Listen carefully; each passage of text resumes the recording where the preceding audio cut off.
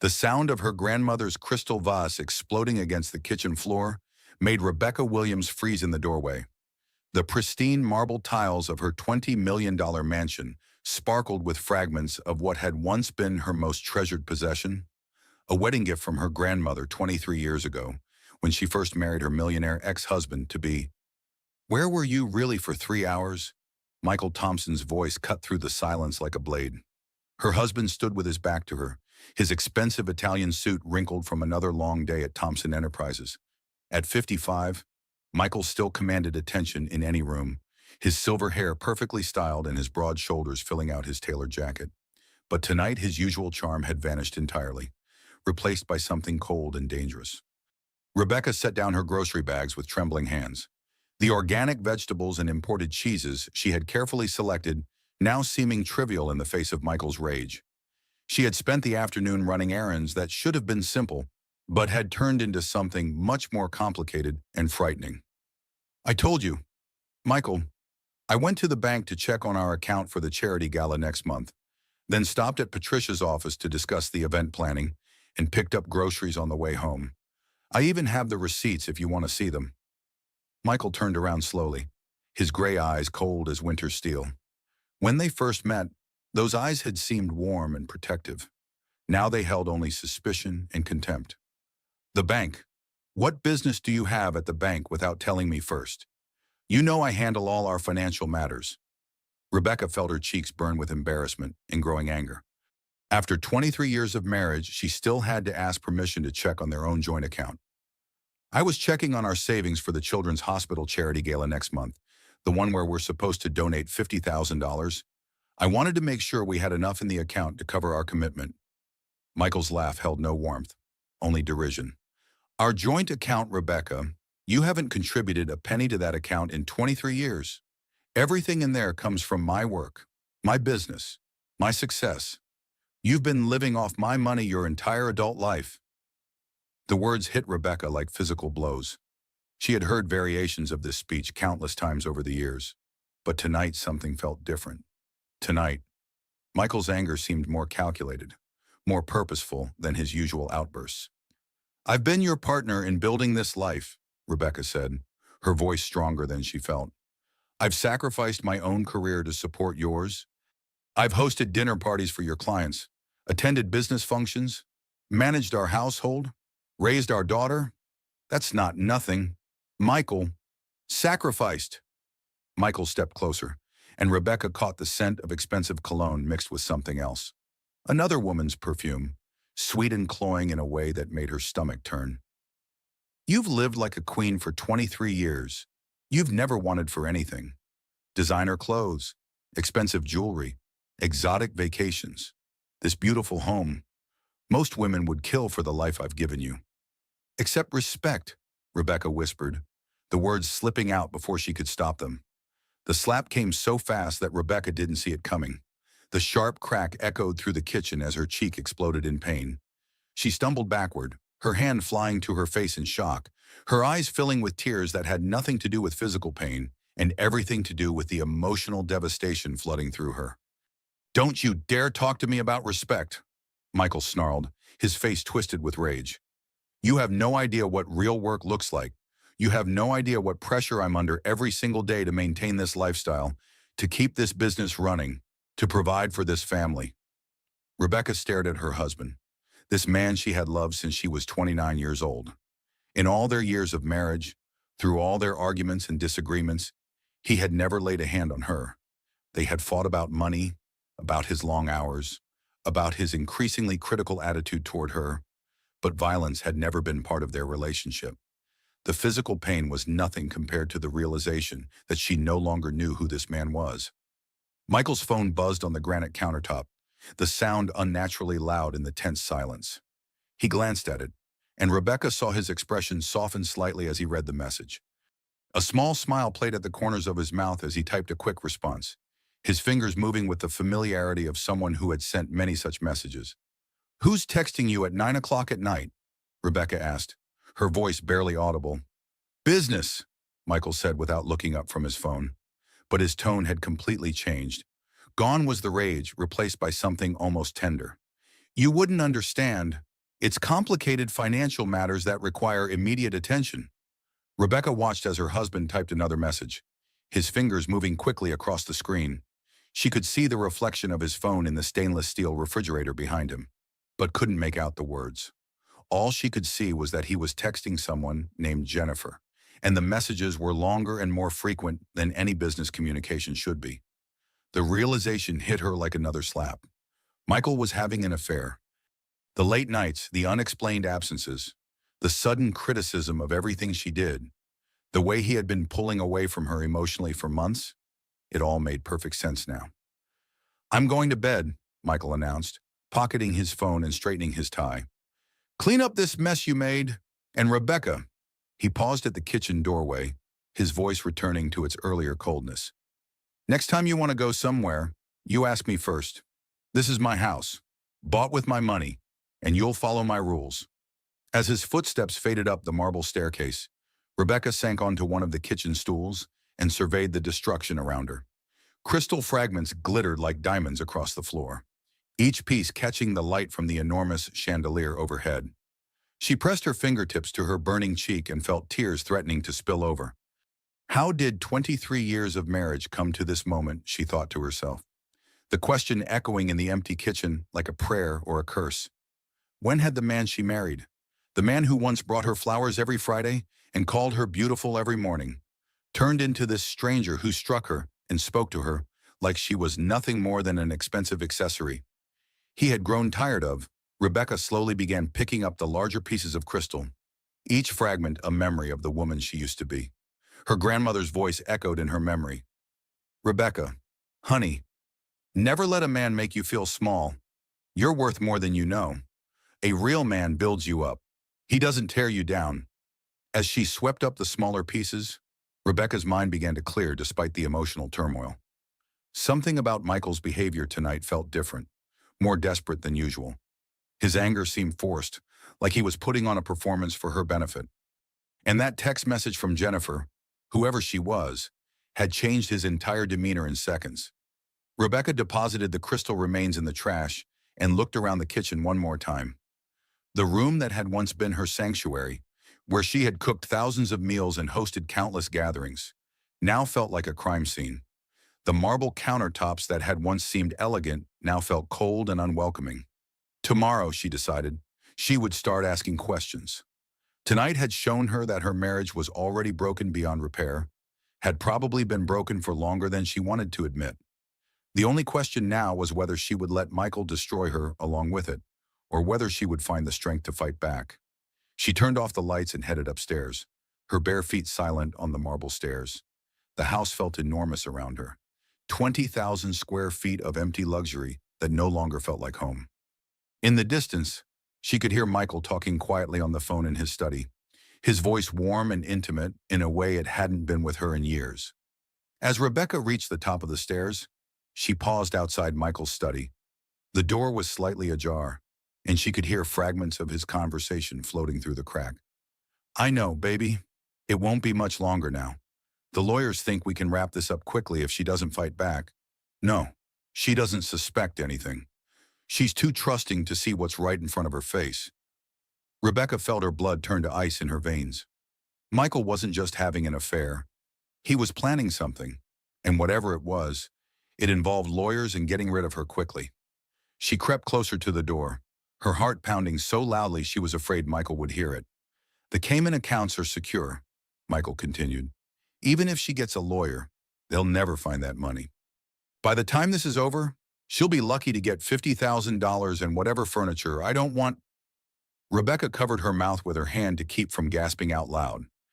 Cayman accounts, hidden money. Michael had been planning to divorce her and leave her with nothing, and she had been completely oblivious to his scheme. "I can't wait to be with you properly. Jennifer, no more sneaking around. No more pretending to care about her feelings. Just you and me and all the money we'll need to live exactly how we want." Rebecca backed away from the door on trembling legs, her mind reeling with the implications of what she had just heard. This wasn't just an affair. This was a calculated plan to destroy her life and steal her future. 23 years of marriage, Rebecca thought as she reached the bedroom she had shared with Michael for over 2 decades. And tonight, it all finally made sense. The criticism, the isolation, the way he had gradually convinced her that she was worthless and dependent on him for everything. It had all been preparation for this moment, when he would discard her like an old piece of furniture he no longer found useful. But Michael had made one crucial mistake. He had underestimated her. For 23 years, he had convinced her that she was naive and helpless, but lying in bed listening to him continue his phone conversation with his lover. Rebecca realized that she was neither naive nor helpless. She was angry. She was hurt. But most importantly, she was ready to fight back. The woman who had been slapped in her kitchen tonight was about to disappear forever, replaced by someone stronger and more determined than Michael Thompson had ever imagined possible. Tomorrow, Rebecca Williams would begin the war for her life, her dignity, and her future, and she was going to win. 3 hours earlier, across town at the pristine marble lobby of First National Bank, Rebecca Williams had experienced the first shock of what would become the most devastating and ultimately liberating day of her life. The bank, with its soaring ceilings and crystal chandeliers, had always made her feel small and intimidated, but today she had forced herself to walk through those imposing doors with a purpose. "I'm sorry, Mrs. Thompson, but I'm afraid there seems to be some confusion about your account," Sandra Collins, the bank manager, had said in her precise, professional tone. Sandra was a woman Rebecca's age who had always been helpful during their previous interactions over the years. But today her usually warm demeanor was replaced by something that looked suspiciously like pity. Rebecca sat in the leather chair across from Sandra's mahogany desk, her designer purse clutched in her lap like a shield. The office smelled of expensive leather and fresh flowers. But underneath those pleasant scents was something else, something that felt like danger. "What kind of confusion? I just need to transfer $5,000 to the Children's Hospital for the gala next month. We've been planning this donation for 6 months."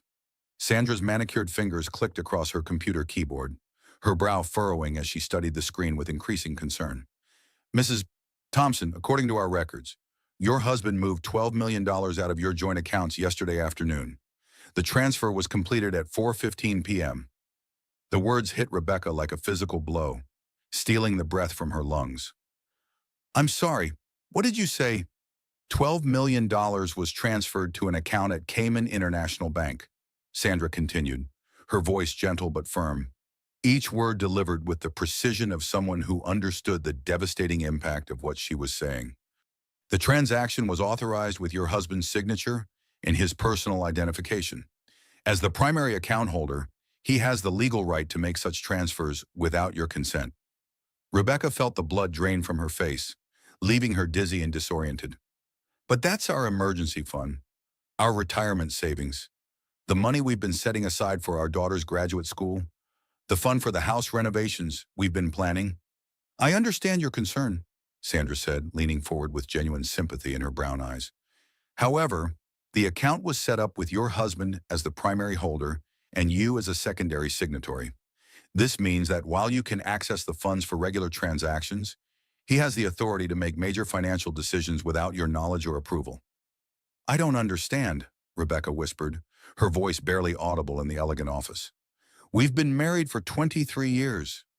That money represents both of our contributions to this marriage, both of our sacrifices and hard work." Sandra pulled up another screen on her computer, her expression growing more concerned with each keystroke. "Mrs. Thompson, I probably shouldn't be telling you this, but given the circumstances and our long relationship, I think you should know. Your husband also closed 3 additional accounts last week, accounts that were in his name only, but that you probably assumed were part of your family's overall financial portfolio." Rebecca's hands began to shake as the full scope of Michael's betrayal began to reveal itself. "How much money are we talking about in total?" "In total?" Sandra paused, clearly struggling with how much information she should share. "Approximately $18 million has been moved out of accounts associated with your household in the past 2 weeks. This includes the joint accounts, the business savings account, and several investment portfolios." The room seemed to spin around Rebecca. $18 million. Money that represented their entire financial security, their future, their daughter's inheritance, gone without her knowledge or consent. She thought about all the times Michael had insisted on handling their finances himself, claiming it was too complicated for her to understand, too stressful for her to worry about. "Mrs. Thompson, are you feeling all right? You look very pale," Sandra said, her voice filled with genuine concern. "What should I do?" Rebecca asked, her voice barely above a whisper. Sandra glanced around the bank office, checking to make sure no one could overhear their conversation, then leaned closer to Rebecca. "Mrs. Thompson, if I were you, I would contact an attorney immediately. This kind of financial behavior often precedes divorce proceedings, and in my experience, women who don't act quickly often find themselves in very difficult financial situations." The word divorce hit Rebecca like a second physical blow. She fumbled in her purse for her phone, her hands shaking so badly she could barely navigate to her contacts. She dialed the number she knew by heart, the number of the one person she trusted above all others. "Patricia Walsh speaking," came the crisp, confident voice of Rebecca's best friend and one of the city's most respected family law attorneys. "Patricia, it's Rebecca. I need to see you right away. Something terrible has happened." "Rebecca, you sound absolutely terrible. What's wrong? Where are you?" "I'm at the bank, and I think Michael is planning to divorce me," Rebecca said, the words feeling foreign and impossible in her mouth. "And I think he's been hiding money from me. Lots of money." There was a pause on the other end of the line, and Rebecca could hear Patricia's chair creaking as she sat up straighter. "Honey, you need to come to my office right now. Don't go home first. Don't stop anywhere else. Don't talk to Michael if he calls.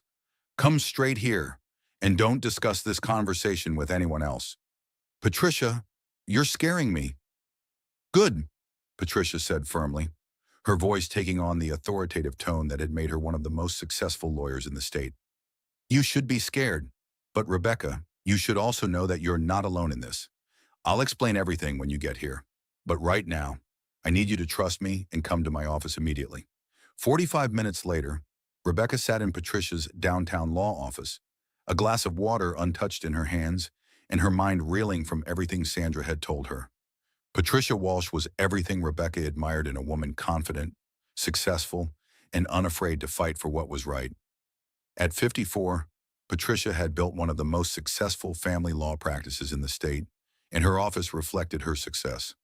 Floor-to-ceiling windows offered a panoramic view of the city, while expensive artwork and legal awards decorated the walls. "Rebecca, I've been hoping you would come to me about this situation," Patricia said, her voice gentle but serious as she settled into the chair across from her best friend. "I've been watching Michael's behavior for months, and I've been increasingly worried about you and your future." "What do you mean, watching his behavior, Patricia? What do you know that I don't?" Patricia opened a thick manila folder on her polished desk, her expression grave. "Honey, you need to see something, but I want you to prepare yourself, because this is going to hurt more than anything Sandra told you at the bank." She pulled out a series of photographs and placed them carefully on the desk in front of Rebecca. The images showed Michael in intimate conversation with a young woman at an upscale restaurant that Rebecca recognized as La Bernardin, one of the most expensive restaurants in the city. In one photo, he was holding her hand across the white tablecloth. In another, they were kissing passionately in what appeared to be the lobby of the Four Seasons Hotel. "Who is she?" Rebecca whispered, staring at the photos with a mixture of horror and fascination. "Her name is Jennifer Parker. She's 28 years old and works as his executive assistant at Thompson Enterprises. According to my sources, they've been having an affair for at least 8 months, possibly longer." Rebecca picked up one of the photos with trembling hands. The woman was beautiful in the way that only young women could be, with long blonde hair and a perfect smile that reminded Rebecca painfully of her own appearance 25 years ago. But what hurt most was the expression on Michael's face as he looked at her. It was an expression of pure adoration and desire that Rebecca hadn't seen directed at her in years. "How did you get these photographs?" Rebecca asked, her voice hollow. "I hired a private investigator 3 months ago," Patricia admitted, her voice filled with regret. "Rebecca, you've been my best friend for 15 years. I've watched that man gradually break down your confidence and isolate you from the people who care about you. When I started hearing rumors about an affair, I knew I had to do something to protect you. You've known about this for 3 months and didn't tell me. Rebecca felt a flash of anger mixed with her hurt and confusion. Patricia reached across the desk and took Rebecca's hand. I wanted to have solid evidence before I said anything. But more importantly, I wanted to wait until you were ready to hear it. Honey, deep down, haven't you known something was wrong? Haven't you felt him pulling away from you, becoming more critical, more distant? Rebecca thought about the late nights Michael claimed were work-related, the unexplained absences, the way he had become increasingly critical of everything she did. She thought about how he had gradually convinced her that she wasn't smart enough to understand finances, wasn't attractive enough to attend certain social events, wasn't important enough to have opinions about their life together. He's been planning this divorce for 6 months. Rebecca, Patricia continued, pulling out another document from the folder. Based on what you've told me about the money transfers, and based on what my investigator has discovered, he's been systematically moving assets to protect them from property division. Can he do that legally? Absolutely not.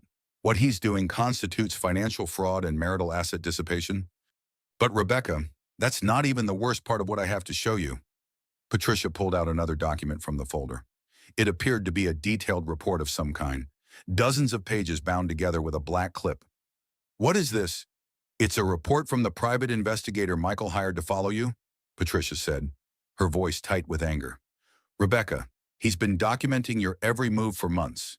Every lunch with friends, every shopping trip, every charitable donation you've made, every conversation you've had in public.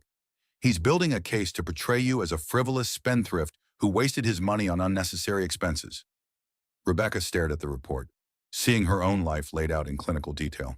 Every Wednesday book club meeting was described as subject meets with female associates to discuss personal matters and consumption habits.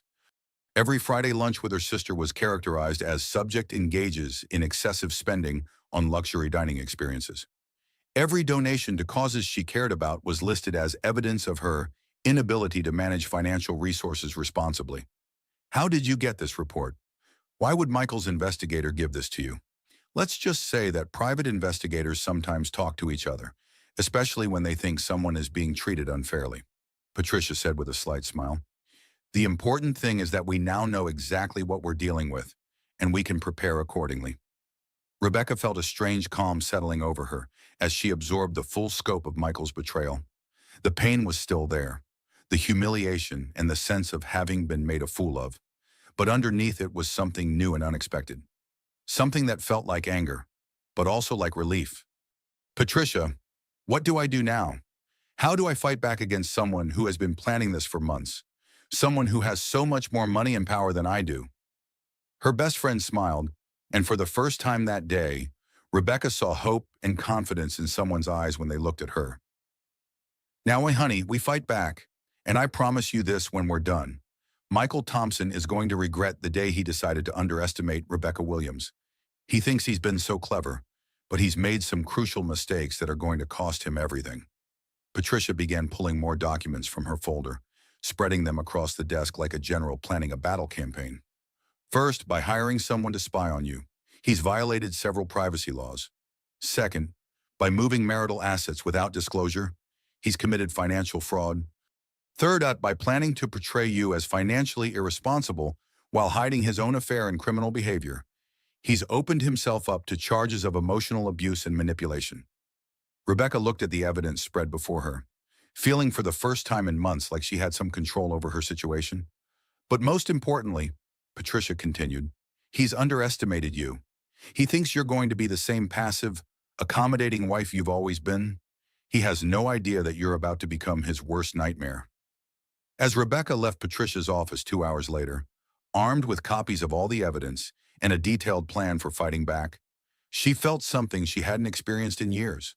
For the first time in her marriage, she felt like she had allies, people who believed in her strength and her worth. The woman who walked out of that downtown building was fundamentally different from the one who had walked in. She was no longer just Michael's wife, no longer just a victim of his manipulation and control. She was Rebecca Williams, and she was preparing for war. A war she fully intended to win. Back at the mansion that evening, after Michael's violent outburst and his retreat to his mahogany-paneled study, Rebecca found herself standing outside his home office door like a spy in her own house. The heavy oak door was slightly ajar, and she could hear him speaking in low, intimate tones on the phone, his voice carrying the warmth and affection that had once been reserved for her. "I know, baby. Just a few more weeks and we can be together properly." Michael's voice drifted through the crack in the door. "The lawyers think we can wrap this up quickly if she doesn't fight back. And honestly, she's never fought back about anything in 23 years. Rebecca's heart pounded as she pressed herself against the silk-papered wall beside the door, every word feeling like another betrayal. This was the same voice that had once whispered sweet words to her, now being used to plan her destruction with another woman. "No, Jennifer.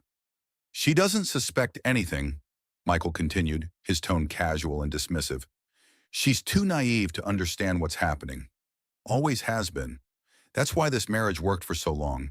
She never questioned anything I did. Perfect little housewife. Never curious about business. Never demanding to see financial records." The casual cruelty in his voice was like another slap to Rebecca's face. She realized that to Michael, she wasn't even an adversary worth respecting. She was just an obstacle to be removed, a problem to be solved with the same cold efficiency he brought to his business dealings. "The Cayman accounts are secure," Michael said, and Rebecca could hear him moving around the office, probably pouring himself a drink from the crystal decanter he kept on his credenza. "Even if she gets a good lawyer, which she won't because she doesn't have the backbone for a real fight, they'll never find that money. I've been moving assets for months, and everything is protected through shell companies and offshore trusts." Rebecca felt sick to her stomach as she realized how long Michael had been planning her destruction. This wasn't a recent decision brought on by his affair with Jennifer. This was a calculated, long-term strategy to leave her with nothing. "By the time this is over, she'll be lucky to get $50,000 in the used furniture." Michael continued with a laugh that held no warmth. "And honestly, even that's more than she deserves. She's contributed nothing to this marriage except spending my money and looking good at social events." Rebecca waited until she heard Michael hang up the phone and head upstairs to their master bedroom. She knew he would be in the shower for at least 20 minutes, his nightly routine as predictable as clockwork. This might be her only chance to search his office for evidence of what he was planning. The room that had once felt warm and welcoming now seemed like enemy territory. Michael's massive mahogany desk dominated the space, flanked by floor-to-ceiling bookshelves filled with business journals, legal texts, and first-edition novels he collected but never read. Rebecca had been effectively banned from this room for years, told it was Michael's private workspace where she might accidentally disturb important documents or interfere with sensitive business matters. She moved quickly to the desk, her hands shaking as she opened the first drawer. Inside, she found the usual office supplies, business cards from potential clients, and expensive pens that Michael collected. But underneath a stack of letterhead, her fingers encountered a manila envelope that felt thick with documents. Inside were papers that made her blood run cold. The first document was a divorce petition, already filled out and signed by Michael, dated just 2 weeks ago. According to the papers, he was seeking dissolution of marriage based on irreconcilable differences and requesting that Rebecca receive only minimal spousal support due to her failure to contribute financially to the marriage and her history of irresponsible spending. The second document was even more devastating. It was a detailed financial statement that portrayed Rebecca as a frivolous spender who had wasted hundreds of thousands of dollars on unnecessary luxuries over the course of their marriage. Every charitable donation she had made was listed as evidence of poor judgment. Every gift she had bought for family members was characterized as excessive spending. Every expense that couldn't be directly tied to household maintenance was presented as proof of her financial irresponsibility. But it was the third document that truly revealed the depth of Michael's betrayal and the calculating nature of his mind. It was a private investigator's report, dated 6 months earlier, detailing not just her daily routines and activities, but also her psychological profile and emotional vulnerabilities. The report included photographs of her at lunch with friends, shopping for groceries, volunteering at the local animal shelter, and attending her book club meetings. But more disturbing were the detailed descriptions of her personality and behavior patterns. Subject displays classic symptoms of emotional dependency and learned helplessness. One section read, 23 years of marriage to a dominant personality has resulted in significant erosion of self-confidence and decision-making abilities. Subject is unlikely to pursue aggressive legal action or challenge financial arrangements. The investigator had even documented her conversations, somehow obtained through methods that made Rebecca's skin crawl. One notation read, "Subject frequently expresses dissatisfaction with marriage to friends, but shows no signs of planning divorce or seeking legal counsel." Conversations indicate deep-seated belief that she lacks the skills and resources to survive independently. Recommend continued surveillance to document any evidence of adultery or financial misconduct that could be used to further limit potential settlement. Rebecca realized that every move she had made for months had been watched and recorded. Every private conversation with her sister or friends had been somehow monitored and analyzed for ways to use her own words against her. The violation felt almost as profound as Michael's affair, a complete betrayal of the privacy and trust that should exist between married partners. She was about to close the drawer when her fingers found one more document that made her hands shake with rage. It was a contract with a private security firm for residential surveillance and personal protection services. The contract was dated 3 months ago and included provisions for monitoring all electronic communications within the household, including phone calls, emails, and text messages. Rebecca's mind raced as she realized the implications. Her phone calls to her sister, her emails to friends, possibly even her conversations within the house had been monitored and recorded. No wonder Michael always seemed to know where she had been and whom she had talked to. No wonder he had been able to stay one step ahead of her growing suspicions. She quickly photographed each document with her phone, her hands trembling as she tried to hold the camera steady while listening for any sound of Michael's footsteps on the stairs above. The flash seemed unnaturally bright in the dimly lit office, and she worried that someone might see it from outside the house. Just as she finished photographing the last page, she heard the shower shut off upstairs. Michael was finished earlier than usual, which meant she had perhaps 2 minutes before he came downstairs to check on things before bed. Rebecca quickly returned the documents to their hiding place and closed the drawer as quietly as possible. But as she turned to leave the office, her elbow knocked against a small bronze sculpture on the side table, sending it crashing to the hardwood floor with a sound that seemed to echo through the entire house. The noise was followed immediately by the electronic beeping of the home security system, indicating that motion had been detected in an area of the house that should have been empty at this time of night. Rebecca had forgotten about the motion detectors that Michael had installed throughout the house 6 months ago, ostensibly for security, but now clearly for surveillance. "Rebecca," Michael's voice called from upstairs, sharp with suspicion and barely controlled anger. "What are you doing downstairs? Why is the alarm going off?" Rebecca heard his footsteps moving quickly across the bedroom floor above, and she knew she had perhaps 30 seconds before he reached the office. Her mind raced as she tried to think of a plausible explanation for being near his study at this time of night. "I was just getting a glass of water from the kitchen," she called back, moving toward the kitchen as casually as she could manage while her heart pounded with fear and adrenaline. "I must have walked too close to the motion detector. The alarm went off in my office," Michael said, his voice now coming from the top of the stairs. She could hear him moving quickly, taking the steps 2 at a time. "Did you go in there? You know you're not supposed to be anywhere near my office." "I walked past it on my way to the kitchen," Rebecca replied, forcing her voice to remain steady despite the terror coursing through her veins. "Maybe I got too close to the door. You know how sensitive those detectors are." She reached the kitchen just as Michael appeared in the doorway, his hair still damp from the shower and his eyes hard with suspicion. He was wearing his expensive silk pajamas, but his casual appearance did nothing to diminish the sense of threat that radiated from him. "You know you're not supposed to go near my office," he said, moving past her to examine the study door and check the motion detector logs on his phone. "That's my private workspace, and there are confidential business documents in there that you have no business seeing." "I didn't go in," Rebecca lied, watching as Michael systematically examined his desk and filing cabinets for any sign of disturbance. "I was just getting some water to take an aspirin. My face still hurts from when you hit me earlier."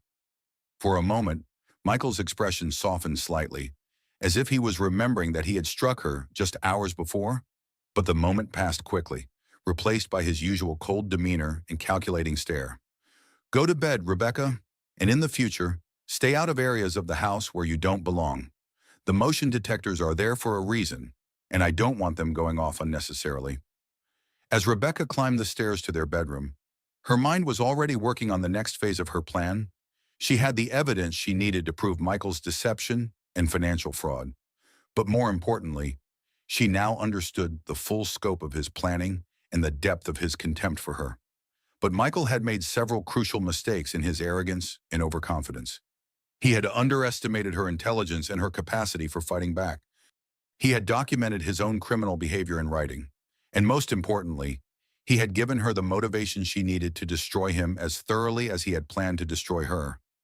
As she lay in bed listening to Michael's steady breathing beside her, Rebecca began planning her own war. Tomorrow, she would call Patricia with the evidence she had gathered. Tomorrow, she would begin building her own case with the help of people who actually cared about her welfare.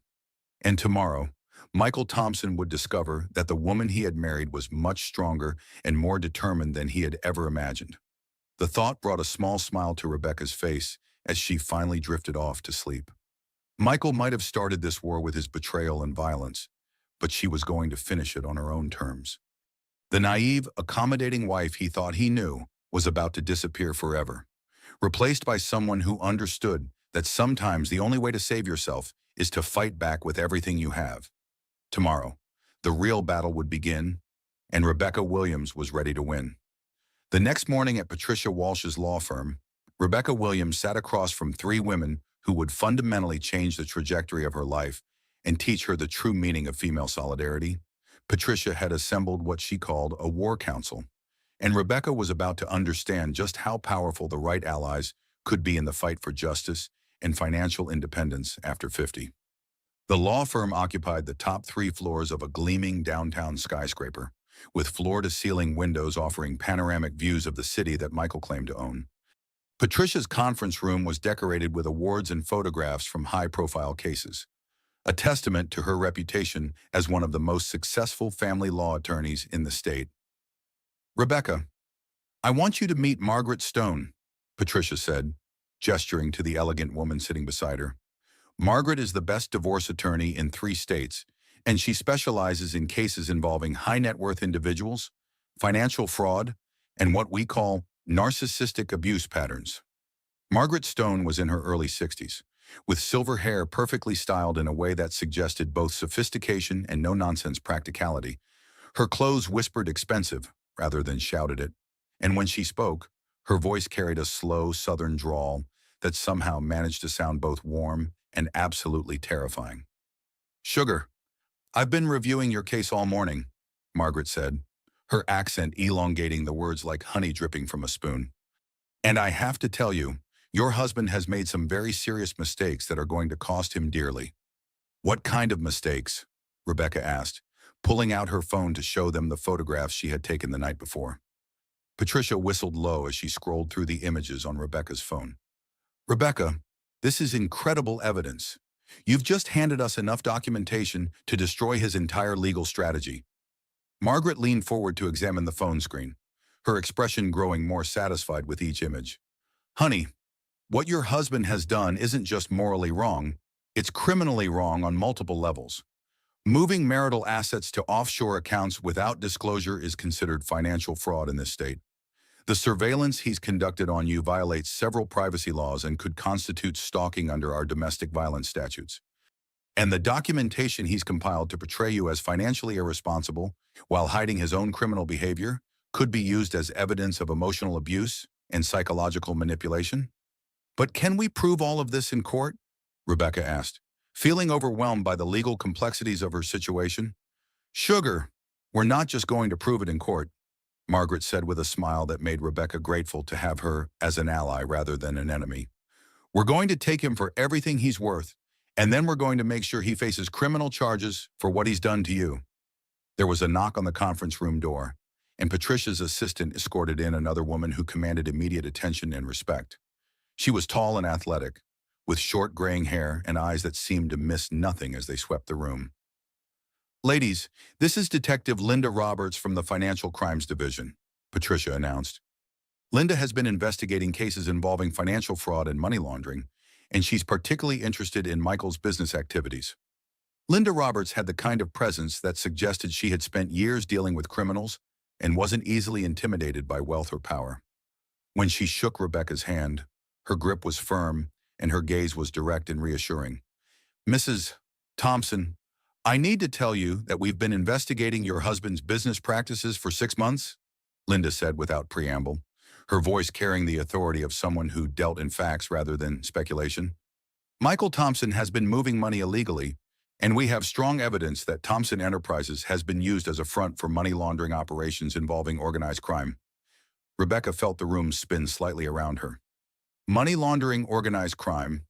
Michael builds office buildings and shopping centers.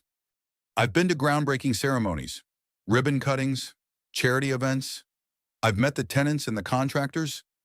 Oh, the construction business is absolutely real, Linda confirmed, opening her briefcase and pulling out a thick folder of documents. But it's also the perfect cover for money laundering operations. Criminal organizations need ways to make dirty money appear legitimate, and construction companies are ideal for this purpose because they regularly handle large cash transactions and can easily inflate costs.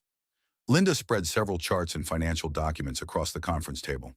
Here's how it works. Criminal organizations pay Thompson Enterprises inflated prices for construction work, sometimes 2 or 3 times what a project should actually cost.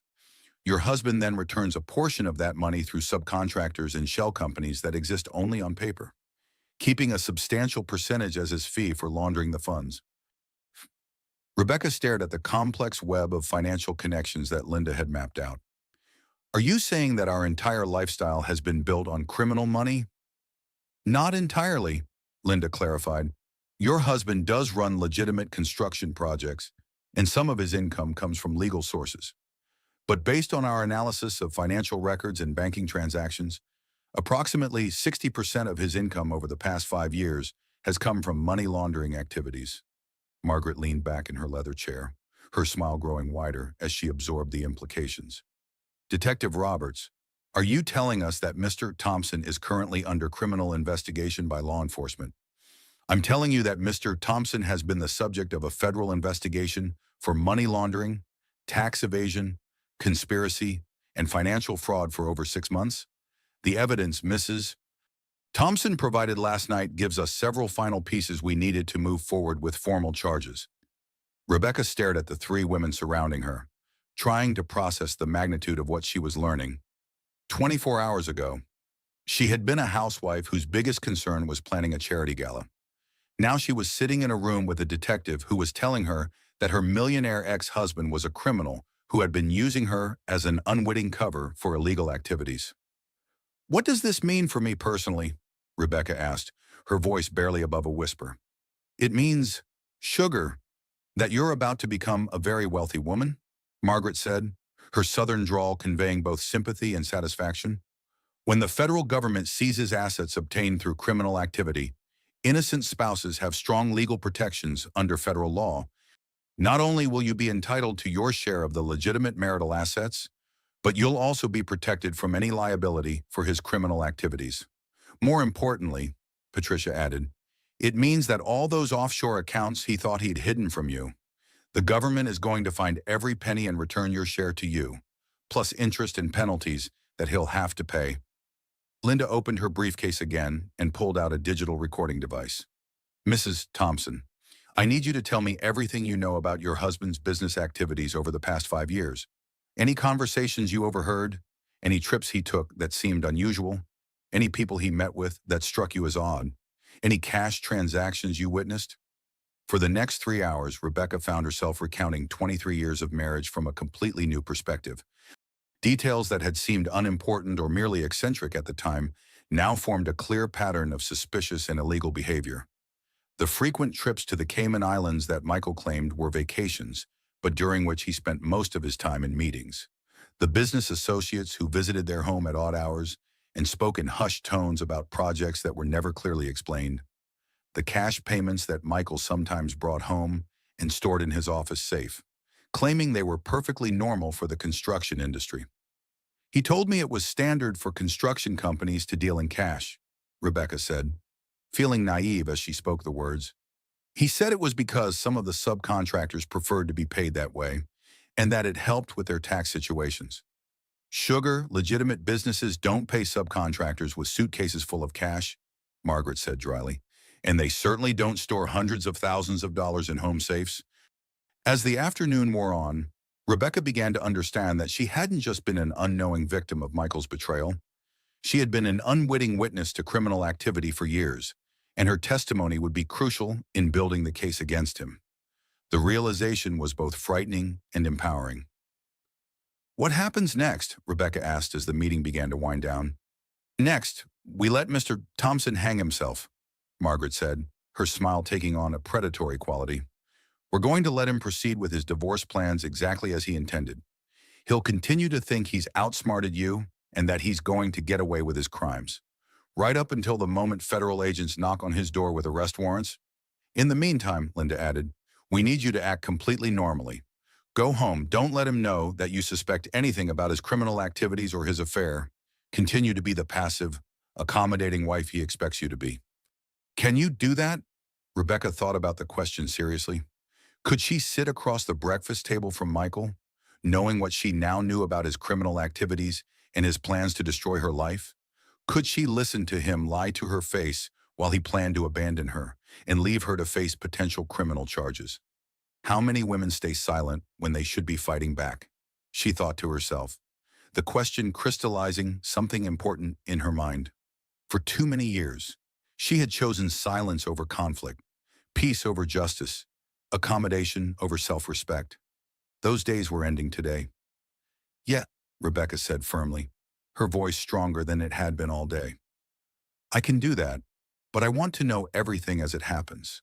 I want to be involved in every decision that affects my future." Patricia smiled with genuine pride. "Rebecca, you've just stopped being a victim and started being a warrior.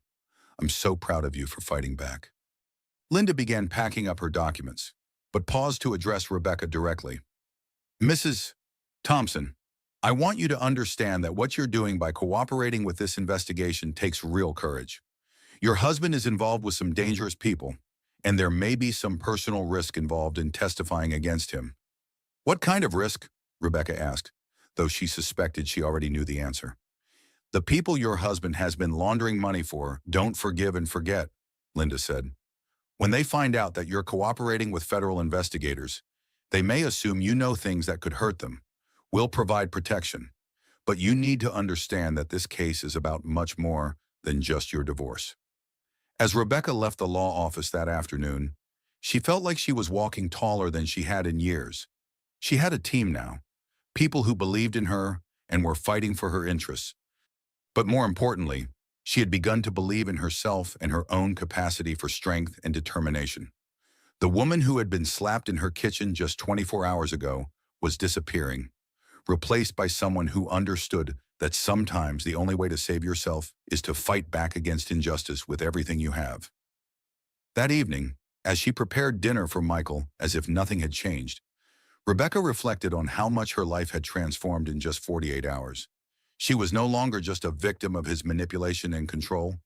She was a federal witness, a crucial part of a criminal investigation that would bring down not just Michael, but an entire network of criminals who had been using his business to launder their illegal profits. When Michael came home from work, acting as if the previous night's violence had never happened, Rebecca smiled and asked about his day. She listened to his lies with newfound clarity, understanding now that every word out of his mouth was calculated to maintain his control over her and his criminal enterprise. But the balance of power had already shifted dramatically, even if Michael didn't know it yet. Tomorrow, Detective Roberts would begin building the case that would bring down Michael's criminal empire. Tomorrow, Margaret Stone would start the legal proceedings that would secure Rebecca's financial future and protect her from his schemes. And tomorrow, Rebecca Williams would take another step toward reclaiming her life, her dignity, and her independence. As she watched Michael eat the dinner she had prepared, Rebecca couldn't help but think that he had no idea he was eating his last meal as a free man. The thought should have made her sad, but instead, it filled her with a sense of justice and vindication that she hadn't felt in years. The war was just beginning, but Rebecca finally understood that she was going to win. And when it was over, she would have not just her freedom and financial security, but also the knowledge that she had helped protect other potential victims from Michael's crimes. Monday morning in the marble lobby of Thompson Enterprises, Rebecca Williams stood with Margaret Stone, watching the early morning bustle of Michael's business empire with new eyes. Employees hurried past with coffee cups and briefcases.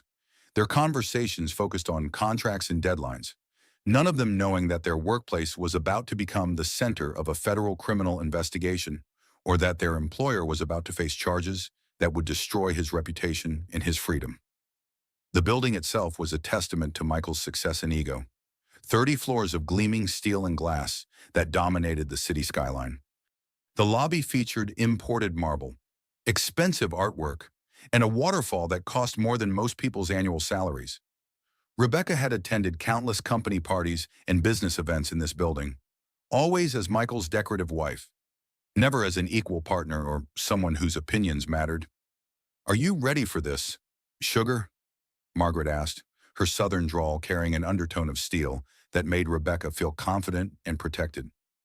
"Once we walk into that elevator and go up to his office, there's no going back. This is going to change everything for both of you."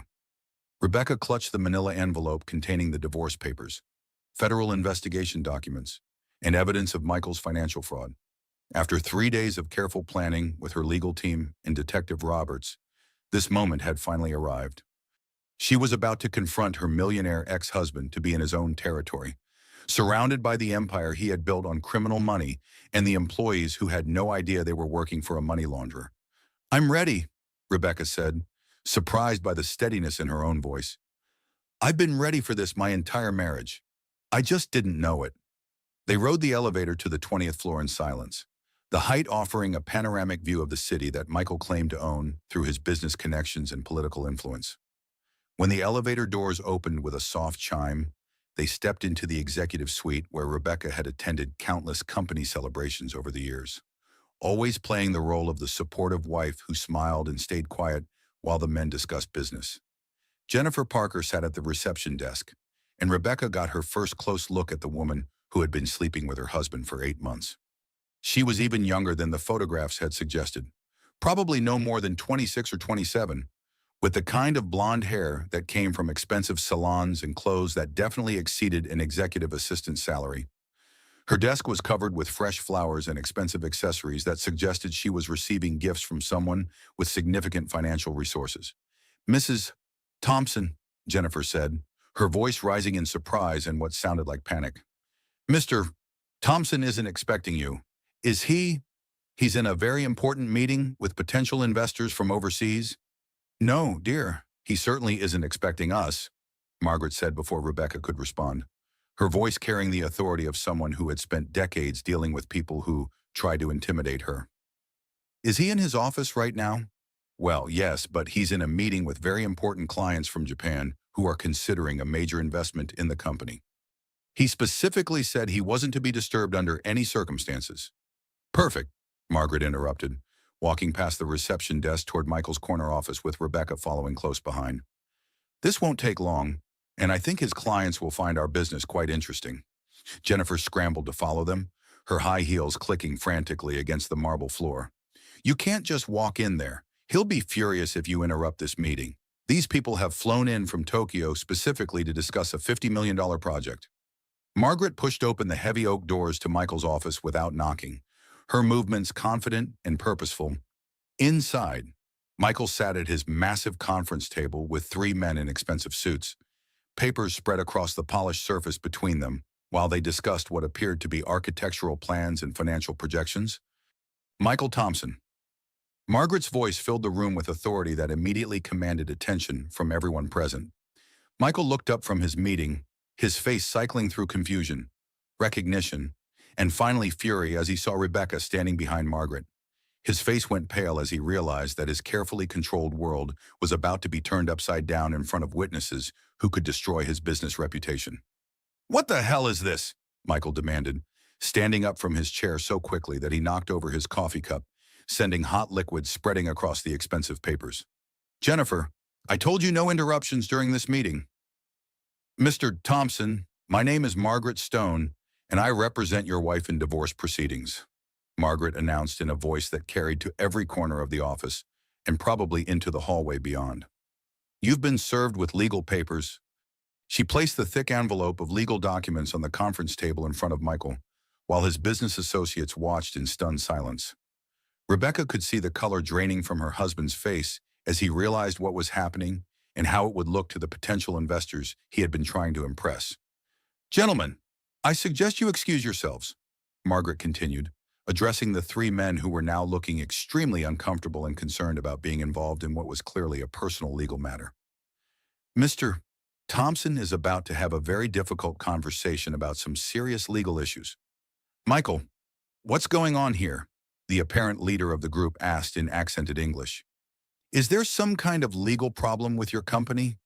"Nothing," Michael said quickly, his voice tight with controlled rage and growing panic.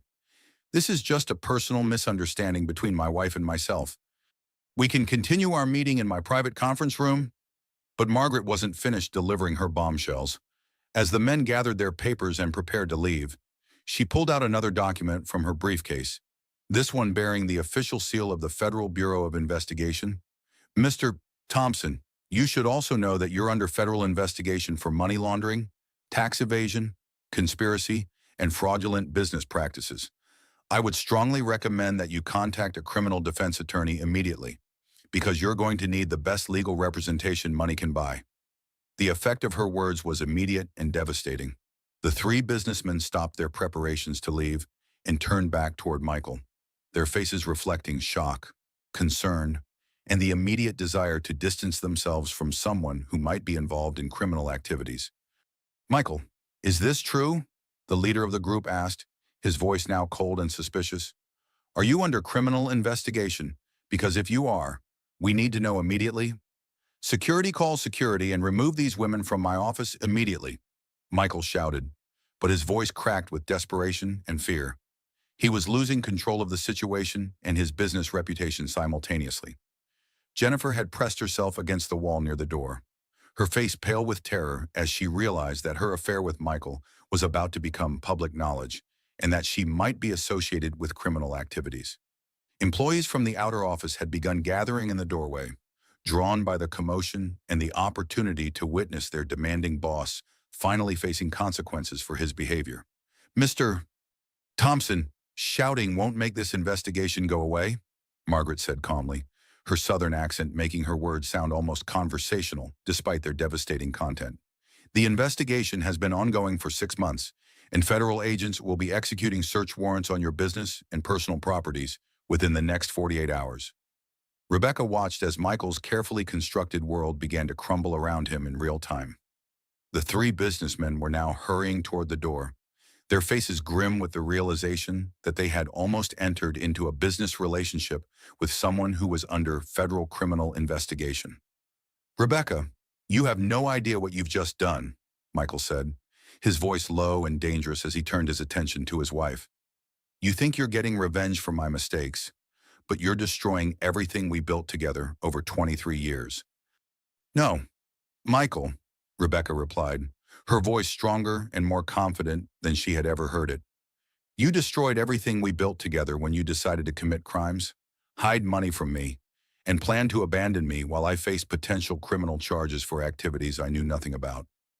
It was then that Jennifer stepped forward from her position by the wall, and Rebecca expected her to support Michael, to stand by the man she had been sleeping with for months.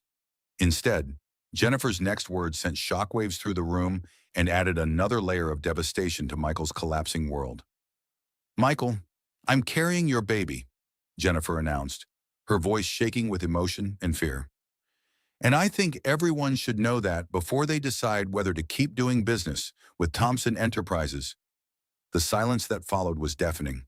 Rebecca felt as if she had been punched in the stomach, but at the same time, a strange sense of relief washed over her. Here was the final piece of evidence she needed to prove Michael's complete betrayal of their marriage vows. Michael's face went from red to white to red again as he realized that his affair was now public knowledge in front of potential business partners and employees. "Jennifer, shut up right now. This is not the time or place for personal announcements." "No, Michael, I won't shut up anymore," Jennifer continued, her voice gaining strength as she spoke. "I'm tired of being your secret. I'm tired of hiding in shadows while you play the devoted husband to get business deals and social connections." Margaret pulled out her phone and began recording the conversation, recognizing the legal value of having Jennifer's admissions documented. Miss Parker, are you saying that you've been having an affair with Mr. Thompson? For 8 months, Jennifer confirmed, tears streaming down her face. He told me he was getting divorced, that his wife was just a legal formality he had to deal with. He promised me that we'd be together as soon as he finished moving his money to places where she couldn't get it in the divorce. Rebecca stared at this young woman who had helped destroy her marriage. But instead of feeling anger, she felt something unexpected pity. Jennifer was as much a victim of Michael's manipulation as she was, just in a different way. Michael's phone began buzzing incessantly on his desk. Rebecca could see from the expression on his face that the news of the federal investigation was already spreading through his business network. In the modern business world, information traveled at the speed of light, and Michael's reputation was being destroyed in real time as his associates and competitors learned about his legal troubles. Mr. Thompson, Margaret said, gathering her papers and preparing to leave, you have 24 hours to respond to the divorce petition through your attorney. I suggest you use that time wisely to find yourself an excellent criminal defense lawyer, because based on what I know about this case, you're going to need the best legal representation money can buy. As they prepared to leave the office, Rebecca turned back to look at Michael one more time. The man who had controlled every aspect of her life for 23 years now sat slumped in his leather chair, his business empire crumbling around him and his carefully constructed facade finally stripped away. Goodbye, Michael, she said quietly, her voice carrying a finality that surprised even her. Outside in the parking garage, Margaret turned to Rebecca with a satisfied smile that conveyed both professional accomplishment and personal satisfaction. Sugar, that went even better than I hoped it would. With Jennifer's testimony about the affair and the pregnancy, plus the federal investigation, we've got him completely cornered. Rebecca's phone buzzed with a text message from Patricia. Emergency call from bank about frozen business accounts. Michael's world is falling apart faster than we expected. Federal agents are moving ahead of schedule. As they drove away from Thompson Enterprises, Rebecca caught a glimpse in her rearview mirror of federal agents' cars pulling into the parking garage. The investigation was moving forward exactly as Detective Roberts had promised, and Michael's criminal empire was about to be dismantled piece by piece. For the first time in 23 years, Rebecca felt like she was in complete control of her own destiny. The woman who had been slapped in her kitchen just days ago was gone forever, replaced by someone who refused to be a victim any longer and who understood her own worth and strength. The real battle was just beginning, but Rebecca knew she had already won the most important victory she had won back herself, her dignity and her future. Everything else was just legal paperwork and financial settlements. Later that evening at Carol Williams Johnson's house, the dining room table had been transformed into what looked like a campaign headquarters for Rebecca's fight for justice and financial independence after 50. Carol had insisted on hosting what she called an emergency family meeting, but what felt more like a celebration of women supporting women in the face of narcissistic abuse and financial manipulation. Carol was 2 years younger than Rebecca, but had always been the more assertive and outspoken of the two sisters.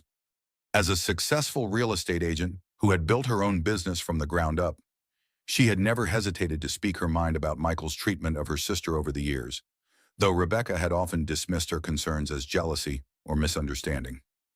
That man has controlled you for 20 years. Becca, Carol said, her protective anger evident in every word as she poured wine for the women gathered around her dining table. I've been waiting for this day since your 10th anniversary when he told you in front of everyone at the party that you were too stupid to understand the stock market and should leave financial matters to people who actually knew what they were doing. Around the table sat the women who had formed Rebecca's support network over the years, though she was only now realizing how strong and valuable that network truly was. Her book club friends had rallied when they heard about the divorce and the federal investigation, each bringing their own stories and insights about Michael's behavior that painted a picture of systematic manipulation and control. Janet Miller, a retired teacher in her early 60s, leaned forward with the intensity of someone who had spent decades observing human behavior and recognizing patterns of abuse and control. Rebecca, I need to tell you something that I should have mentioned years ago. I saw Michael at the Four Seasons restaurant 6 months ago with a young blonde woman. They were holding hands across the table, and he was feeding her dessert in a way that was clearly romantic. Rebecca felt her stomach tighten as she realized how public Michael's affair had been, while she remained completely oblivious. "Why didn't you tell me at the time? I almost came over to your table to say hello," Janet continued, "but something about the way they were acting made me realize it wasn't a business meeting. I was torn between wanting to protect you and not wanting to be the one to destroy your marriage with information that might have an innocent explanation."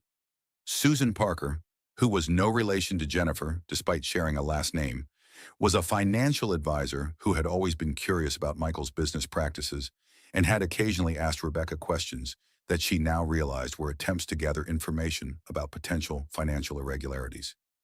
"He asked me questions about your daily routine last Christmas." "Rebecca," Susan said, her voice tight with anger as she remembered the conversation. "Specifically, he wanted to know what days you went shopping, what time you usually got home from various activities, who you spent time with on a regular basis. At the time, I thought he was planning some kind of surprise party or special gift for you." Rebecca felt a chill as she realized how long Michael had been planning her destruction and documenting her life. "He was gathering information so he could have me followed and build a case against me in the divorce." "That's not all," said Nancy Chen, the youngest member of their book club at 45. Nancy worked as a paralegal at another law firm and had connections throughout the local legal community that gave her access to information about ongoing legal matters. "I heard from a friend who works at Pemberton and Associates that Michael has been consulting with divorce attorneys for over a year. He's been shopping around, looking for someone who would help him leave you with as little money as possible." Margaret Stone, who had joined them for dinner, nodded grimly. "That's consistent with everything we've discovered through our investigation. Your husband has been planning this systematically for much longer than any of us initially realized, probably since the beginning of his affair with Jennifer Parker." Carol passed around a bottle of expensive wine, her movements sharp with suppressed fury. "What I don't understand is how he thought he could get away with it. Did he really think Rebecca would just roll over and accept whatever scraps he decided to throw her?" "He absolutely thought that," Rebecca said quietly, the words feeling strange in her mouth. "And honestly, 6 months ago, he probably would have been right. I would have accepted whatever settlement he offered just to avoid conflict and public embarrassment." The table fell silent as the weight of that statement settled over the group. Rebecca looked around at these women who had supported her through book discussions and charity events for years, and realized that they had been preparing her for this battle without either side knowing it. "What's different now?" Patricia asked, though Rebecca suspected her best friend already knew the answer. "All of you," Rebecca replied, gesturing around the table. "For years, Michael convinced me that I was alone, that no one would believe me or support me if I tried to stand up to him. He isolated me from friendships and made me believe that I was completely dependent on him for everything. But I'm not alone, and I never was." Her phone rang, interrupting the emotional moment. The caller ID showed Michael's number, and Rebecca felt her stomach clench with anxiety. "Should I answer it?" Rebecca asked, looking to Margaret for guidance. Margaret nodded. "Put it on speaker. Let's hear what he has to say, and let all of us witness whatever threats or manipulation he tries to use." Rebecca pressed the speaker button, and Michael's voice filled the dining room, tight with rage and desperation that was barely under control. "Rebecca, you need to call off your lawyers in this federal investigation right now. Do you have any idea what you've done? My business is being destroyed. My reputation is in ruins. Clients are canceling contracts. The Japanese investors walked away from a $50 million project. Michael, you did this to yourself when you decided to commit crimes and hide money from me," Rebecca replied, her voice steady despite the rapid beating of her heart. "I did this for us," Michael shouted, his voice becoming shrill with panic. "Everything I built was for our future, for our security, for our retirement, and you're destroying it all because you can't handle the fact that I fell in love with someone else." The casual cruelty of his words hit Rebecca like a physical blow, but this time she didn't retreat or apologize. Around the table, she could see the faces of women who believed in her strength and were willing to fight alongside her. "You fell in love with someone else while you were married to me," Rebecca said, her voice growing stronger with each word. "You hid money from me, spied on me, planned to leave me with nothing, and committed federal crimes using our marriage as a cover. That's not love, Michael. That's betrayal and criminal behavior." Rebecca, I'm warning you. Michael's voice took on a threatening tone that made several women around the table exchange concerned glances. If you don't stop this legal action immediately, I'll make sure you regret it for the rest of your life. I have resources and connections that you can't even imagine. Margaret leaned toward the phone, her southern accent taking on a dangerous edge. Mr. Thompson, this is Margaret Stone. Are you threatening my client? Because this conversation is being recorded, and threatening behavior toward a spouse during divorce proceedings can result in restraining orders and additional criminal charges. Shyam, there was a pause before Michael responded, his voice now more controlled but no less hostile. I'm simply explaining the consequences of her actions. Counselor, Rebecca has no idea what she's gotten herself involved in. What exactly are you saying? Michael, Rebecca asked. Are you telling me that I'm in danger because of your criminal activities? The line went quiet for a long moment, and Rebecca could hear voices in the background. Michael was somewhere public, possibly at his attorney's office or a restaurant, where he was meeting with business associates. Just stop this investigation. Rebecca, call off your lawyers. Tell the FBI that you made a mistake, and we can work something out privately. I can protect you if you cooperate, but if you keep fighting me, I can't guarantee your safety. The line went dead as Michael hung up abruptly. The dining room was silent as the women processed what they had just heard. Carol was the first to speak. Did he just threaten your safety? Did your husband just tell you that you might be in physical danger if you don't cooperate with his criminal activities? Margaret was already dialing her phone. I'm calling Detective Roberts immediately. What Michael just said constitutes criminal threatening and possibly witness intimidation. Nancy leaned forward with concern. Rebecca, do you think he was serious about not being able to guarantee your safety? Does he have connections to dangerous people?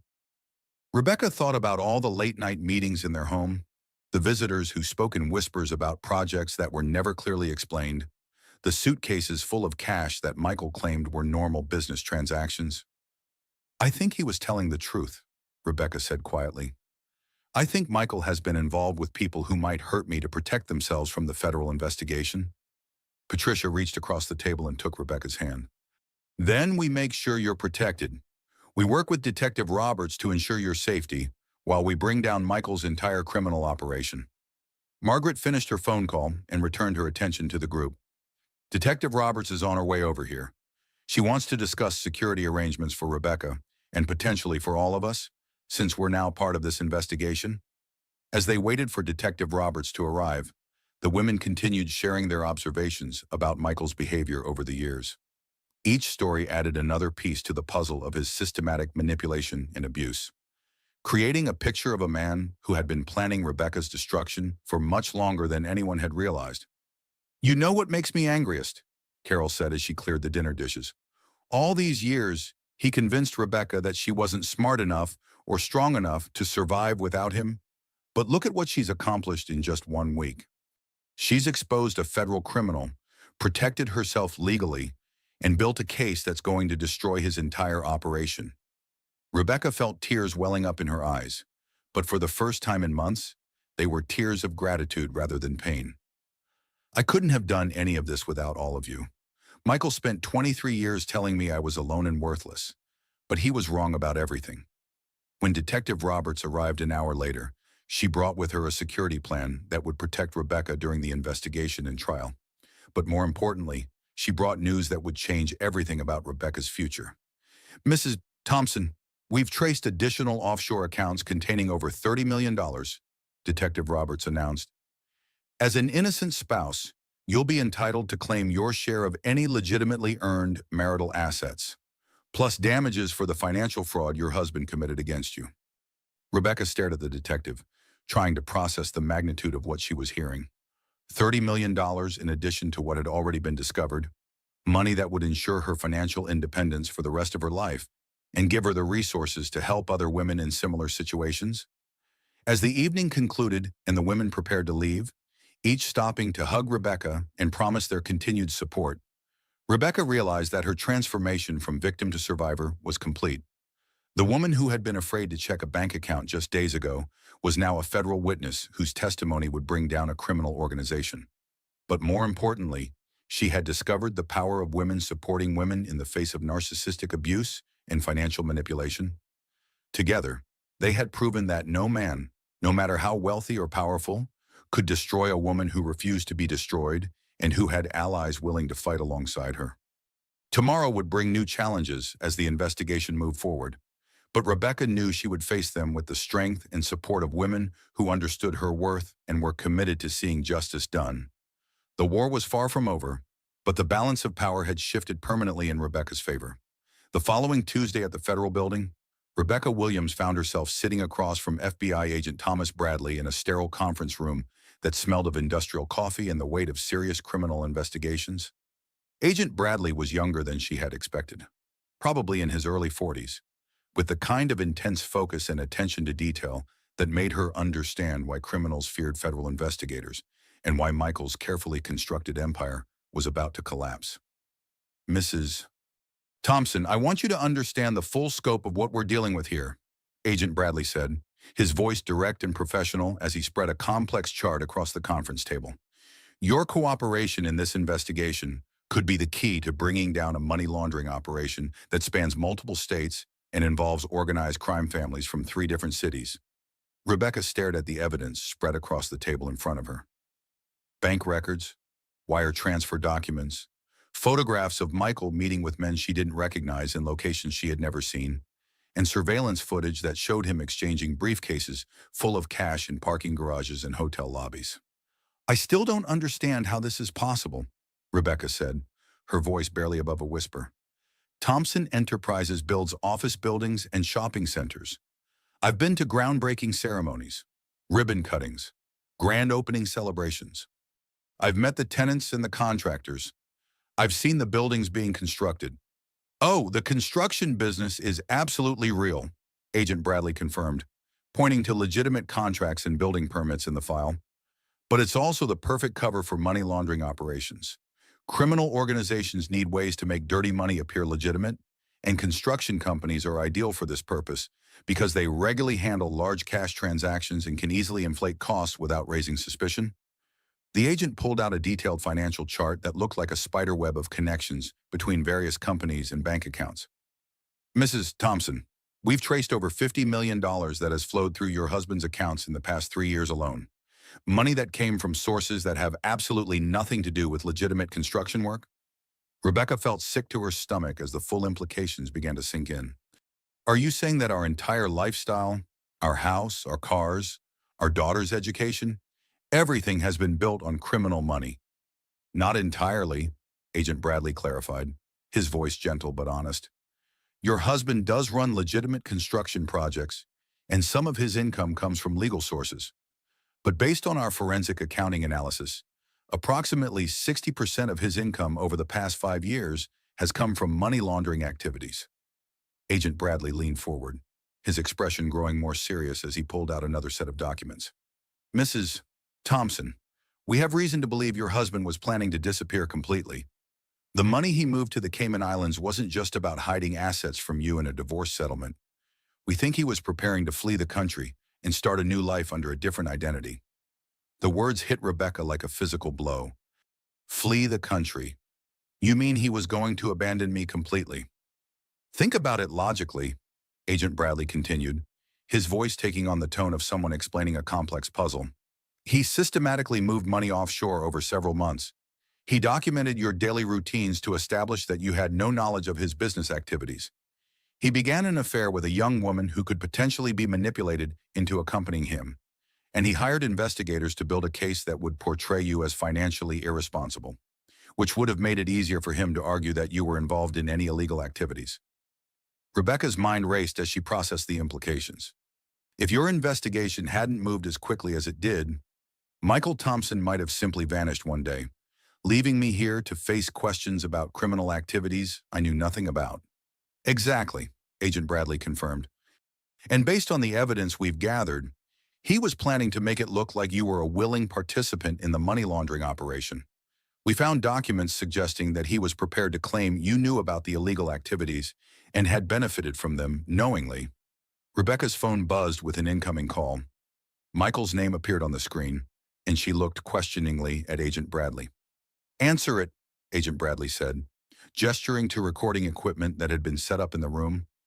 We have legal authorization to record this conversation, and anything he says could be crucial evidence in building our case against him." Rebecca pressed the speaker button with trembling hands, and Michael's voice filled the room. But there was something different about his tone, something desperate and panicked that she had never heard before. "Rebecca, we need to talk immediately. This situation is getting out of control, and you don't understand what you've gotten yourself involved in. There's nothing to talk about. Michael, you made your choices when you decided to commit federal crimes and plan to abandon me. You don't understand what you've done," Michael said, his voice rising with what sounded like genuine fear. "You think you're getting revenge for my affair, but you're destroying both of us. When the FBI finishes their investigation, there won't be anything left for either of us. And worse than that, there will be people who want to make sure we can never testify about what we know." Agent Bradley was taking notes rapidly, his expression growing more interested with each word that came out of Michael's mouth. "Michael, I'm not the one who committed crimes," Rebecca replied, her voice stronger than she felt. "I'm not the one who laundered money for organized crime families. You lived in that house, Rebecca. You spent that money. You attended those parties, met those people, traveled on vacations paid for with illegal funds. Do you really think the government is going to believe you knew nothing about where the money came from?" Agent Bradley shook his head and wrote "false" in large letters on his notepad, showing it to Rebecca to reassure her that Michael's threats were not legally valid. "Are you threatening me, Michael?" Rebecca asked, her voice growing steadier as she realized that Agent Bradley and his team were protecting her. "I'm trying to save your life," Michael exploded, his voice becoming shrill with panic. "Rebecca, these people I work with, they don't forgive and forget. They don't leave loose ends. When they find out that my wife is cooperating with federal investigators, they're going to assume you know things that could hurt them, and they're going to want to make sure you can never share that information." The room went quiet for a moment, and Rebecca could hear voices in the background. Michael was somewhere public, possibly at his attorney's office or a restaurant where he was meeting with people who might be part of the criminal organization. "Michael, where are you right now?" Rebecca asked, following Agent Bradley's hand signals. "That doesn't matter. What matters is that you need to call off this investigation immediately. You need to tell your lawyers that you want to settle the divorce quietly, without involving the government or federal law enforcement." "I can't do that. Michael, even if I wanted to, it's too late. The investigation is already underway." "It's not too late." Michael's voice was now clearly panicked, and Rebecca could hear what sounded like traffic noise in the background, suggesting he was calling from a car or outdoor location. "Rebecca, listen to me carefully. I can make this right. We can disappear together, start over somewhere new. I have enough money hidden away that we could live comfortably for the rest of our lives without ever having to worry about these legal problems."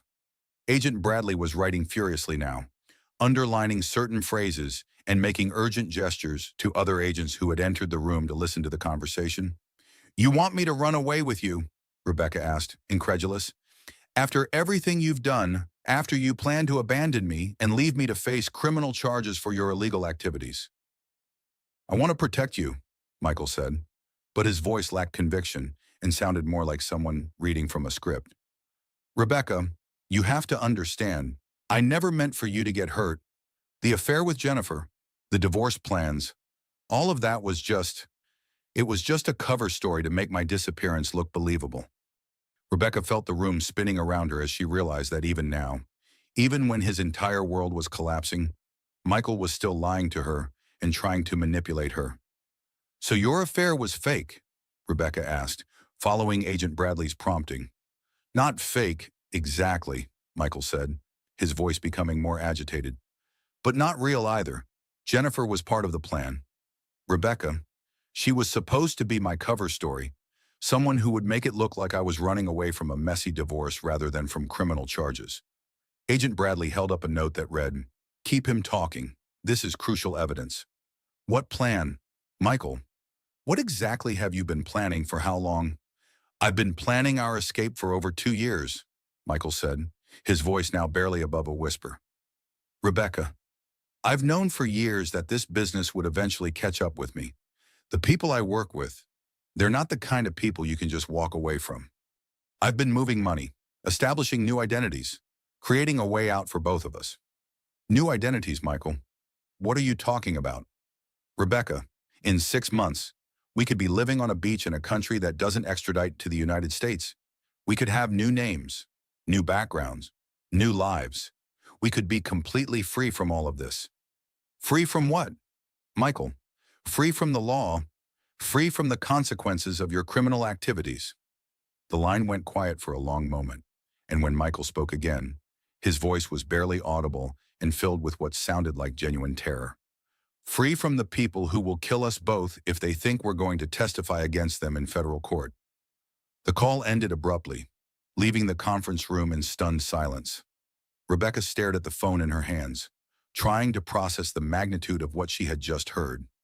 Agent Bradley looked up from his notes with a mixture of satisfaction and concern. Mrs.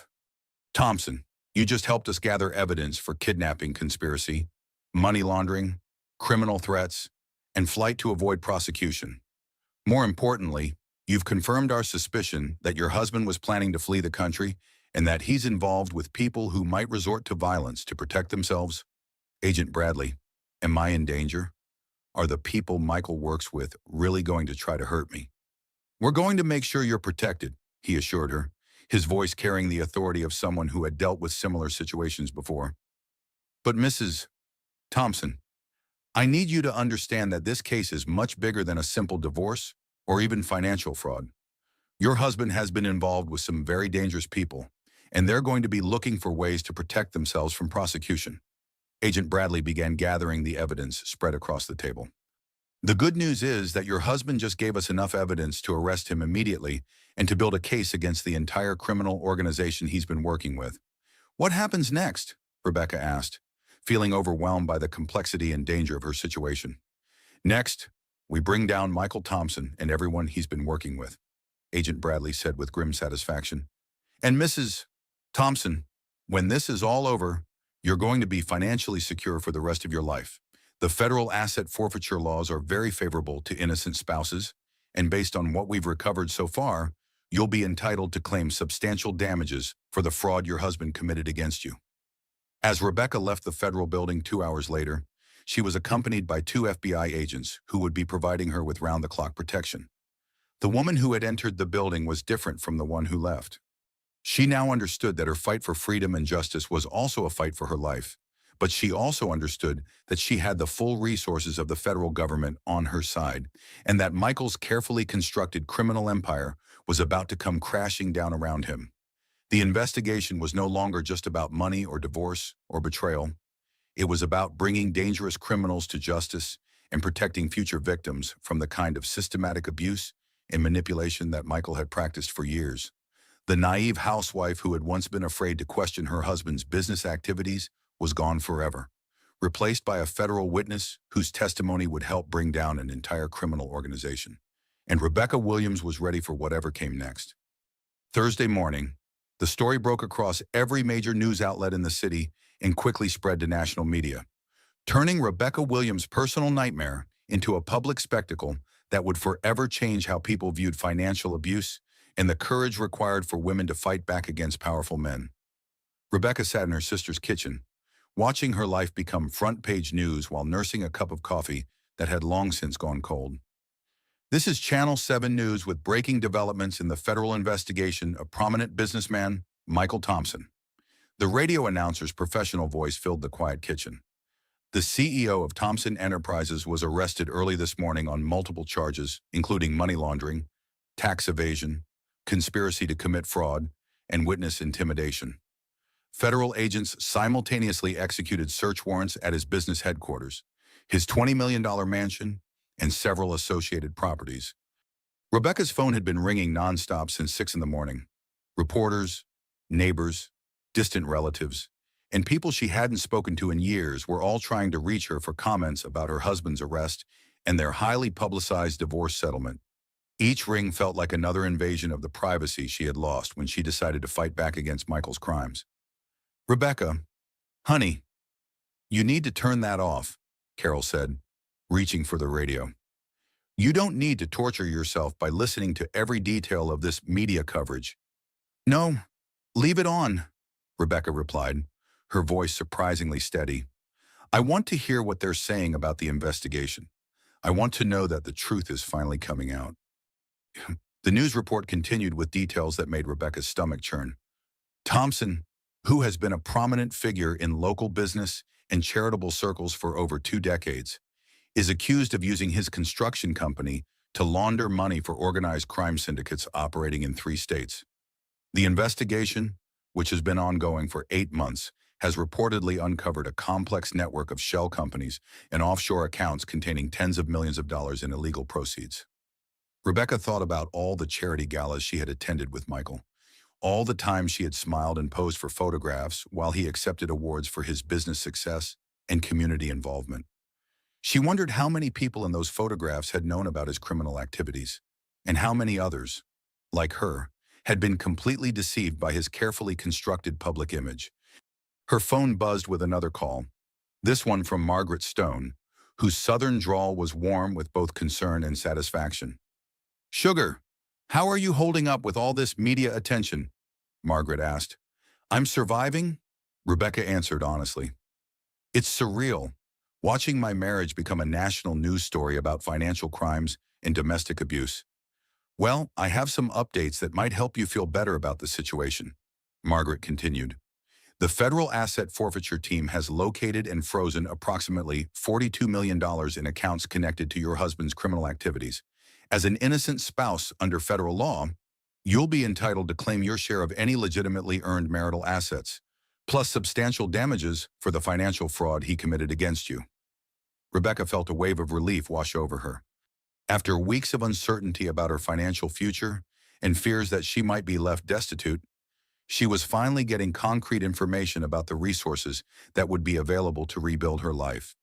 "But that's not even the best news," Margaret continued, her voice taking on the tone of someone delivering a particularly satisfying victory. "The FBI has also recovered evidence that Michael was planning to flee the country within the next 3 weeks. They found fake passports for both of you, plane tickets to a non-extradition country, and detailed plans for establishing new identities in South America." "Both of us?" Rebecca asked, confused. "I thought he was planning to disappear with Jennifer." Apparently, that was just another layer of his deception.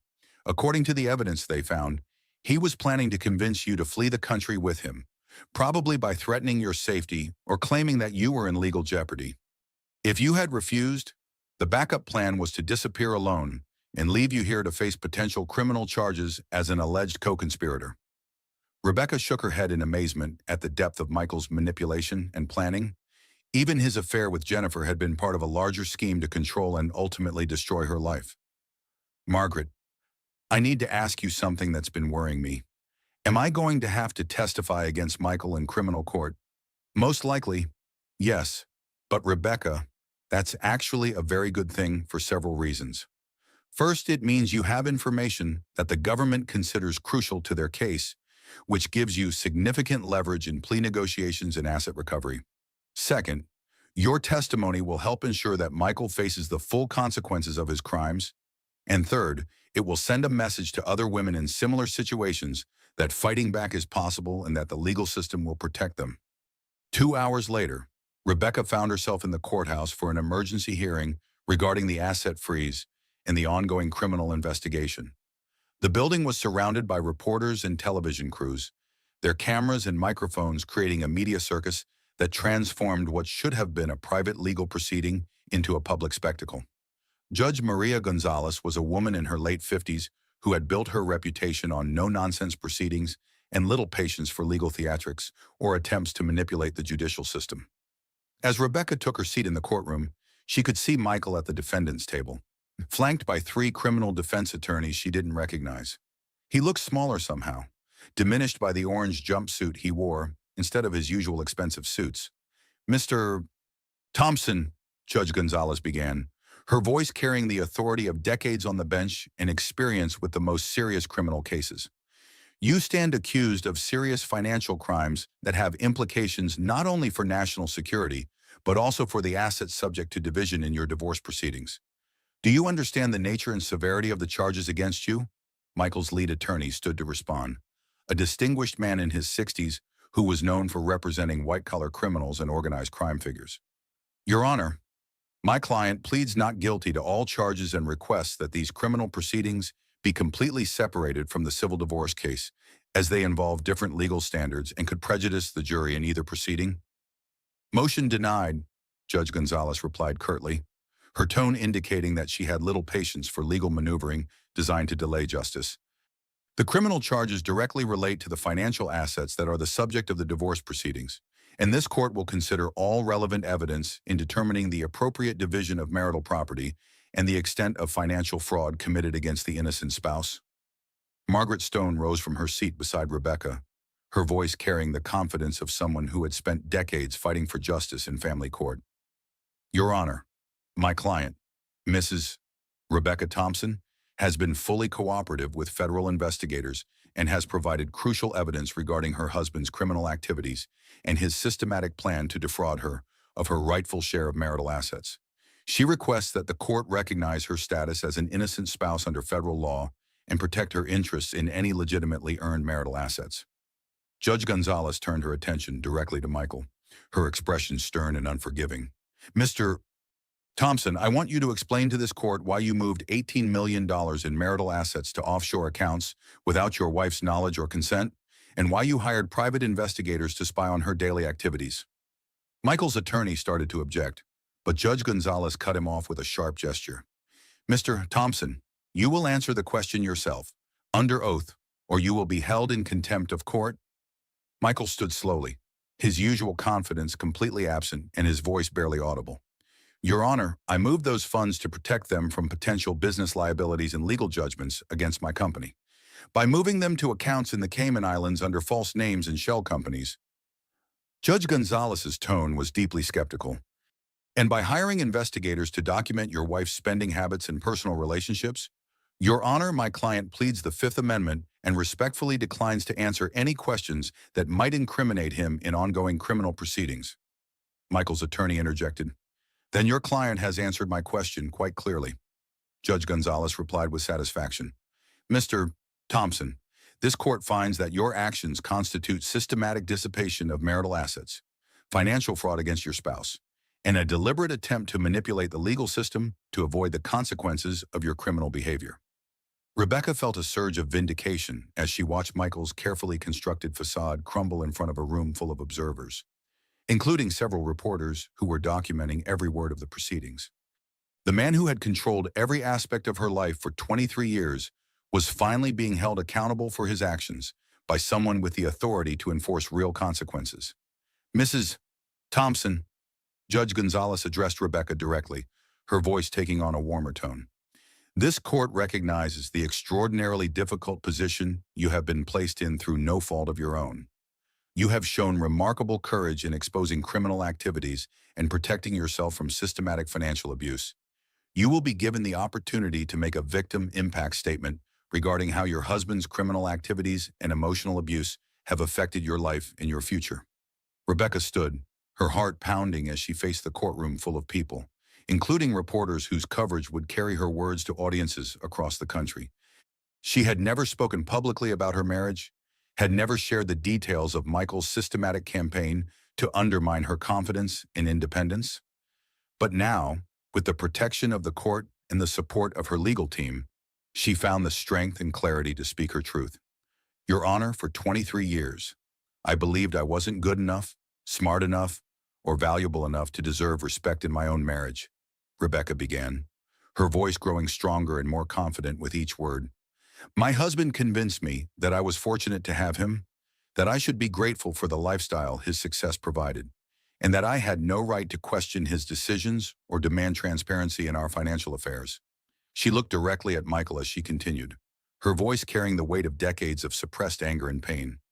I now understand that I was never the problem in our marriage. I was not too sensitive when he criticized my appearance, my intelligence, or my contributions to our household. I was not too demanding when I asked for basic respect, honesty, and partnership. And I was not too naive when I trusted the man I married to be honest with me about our finances and our future. Rebecca paused, gathering her thoughts for what she knew would be the most important words she had ever spoken publicly. For 23 years, I walked on eggshells in my own home, trying to be perfect enough to earn love and respect that should have been freely given in any healthy marriage. I sacrificed my own career, my own dreams, and my own sense of self-worth in service of a man who was systematically planning to destroy me financially and emotionally. Her voice grew stronger as she spoke, carrying beyond the courtroom to the reporters and cameras that would share her story with women across the country who might be facing similar situations. Today I know that I was always more than enough. Today I know that the only person who wasn't enough in our marriage was the man who chose to betray every vow he made to me, who chose to commit federal crimes, and who chose to try to destroy my life rather than treat me with the basic human dignity that every person deserves. The courtroom was silent as Rebecca sat down, but she could see tears in the eyes of several women in the gallery, and she realized that her words had resonated far beyond her own personal situation. Judge Gonzalez nodded approvingly, her expression conveying both sympathy and determination. "Mrs. Thompson, this court finds your statement both moving and legally relevant to the matter at hand. Mr. Thompson, you have clearly demonstrated a pattern of deception, financial abuse, and criminal behavior that extends far beyond simple marital discord."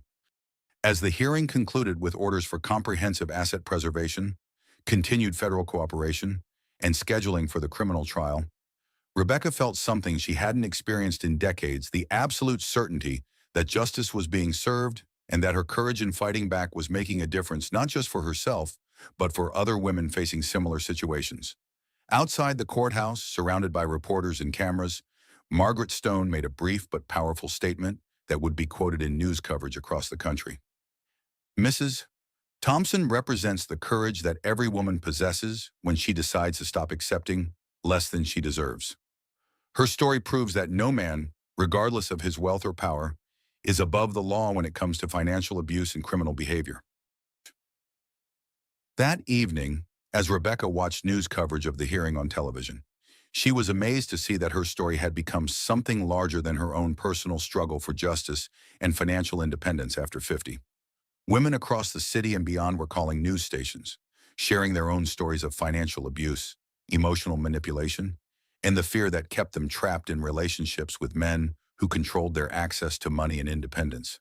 She had become, without ever intending to, a symbol of what was possible when women stopped accepting systematic abuse and started fighting for the respect, dignity, and financial security that had always been their birthright. The public exposure was frightening and overwhelming, but it was also profoundly liberating.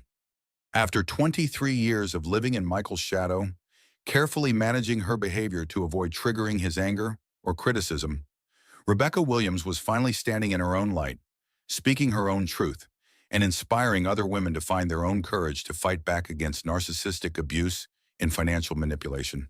2 weeks later, at the divorce settlement hearing that would determine the final terms of Rebecca's freedom from her millionaire ex-husband, Rebecca Williams sat in the same courtroom that had become as familiar as her own living room.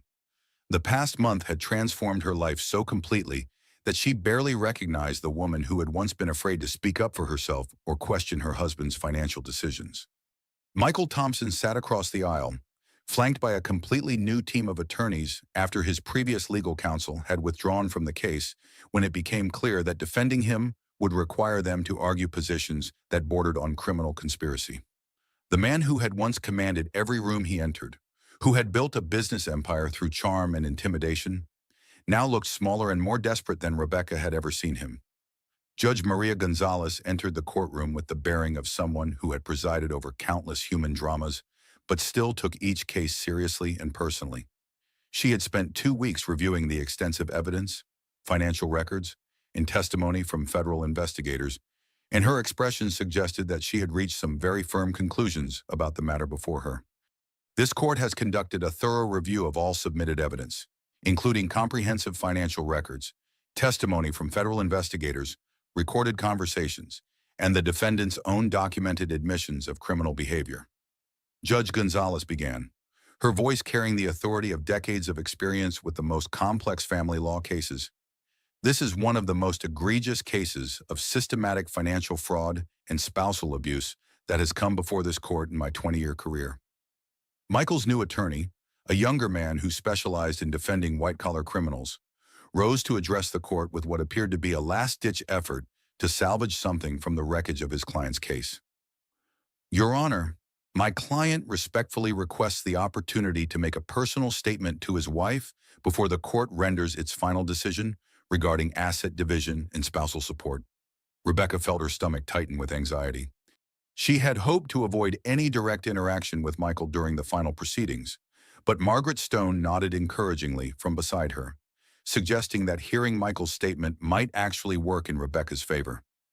Mrs. Thompson, are you willing to hear a statement from your husband?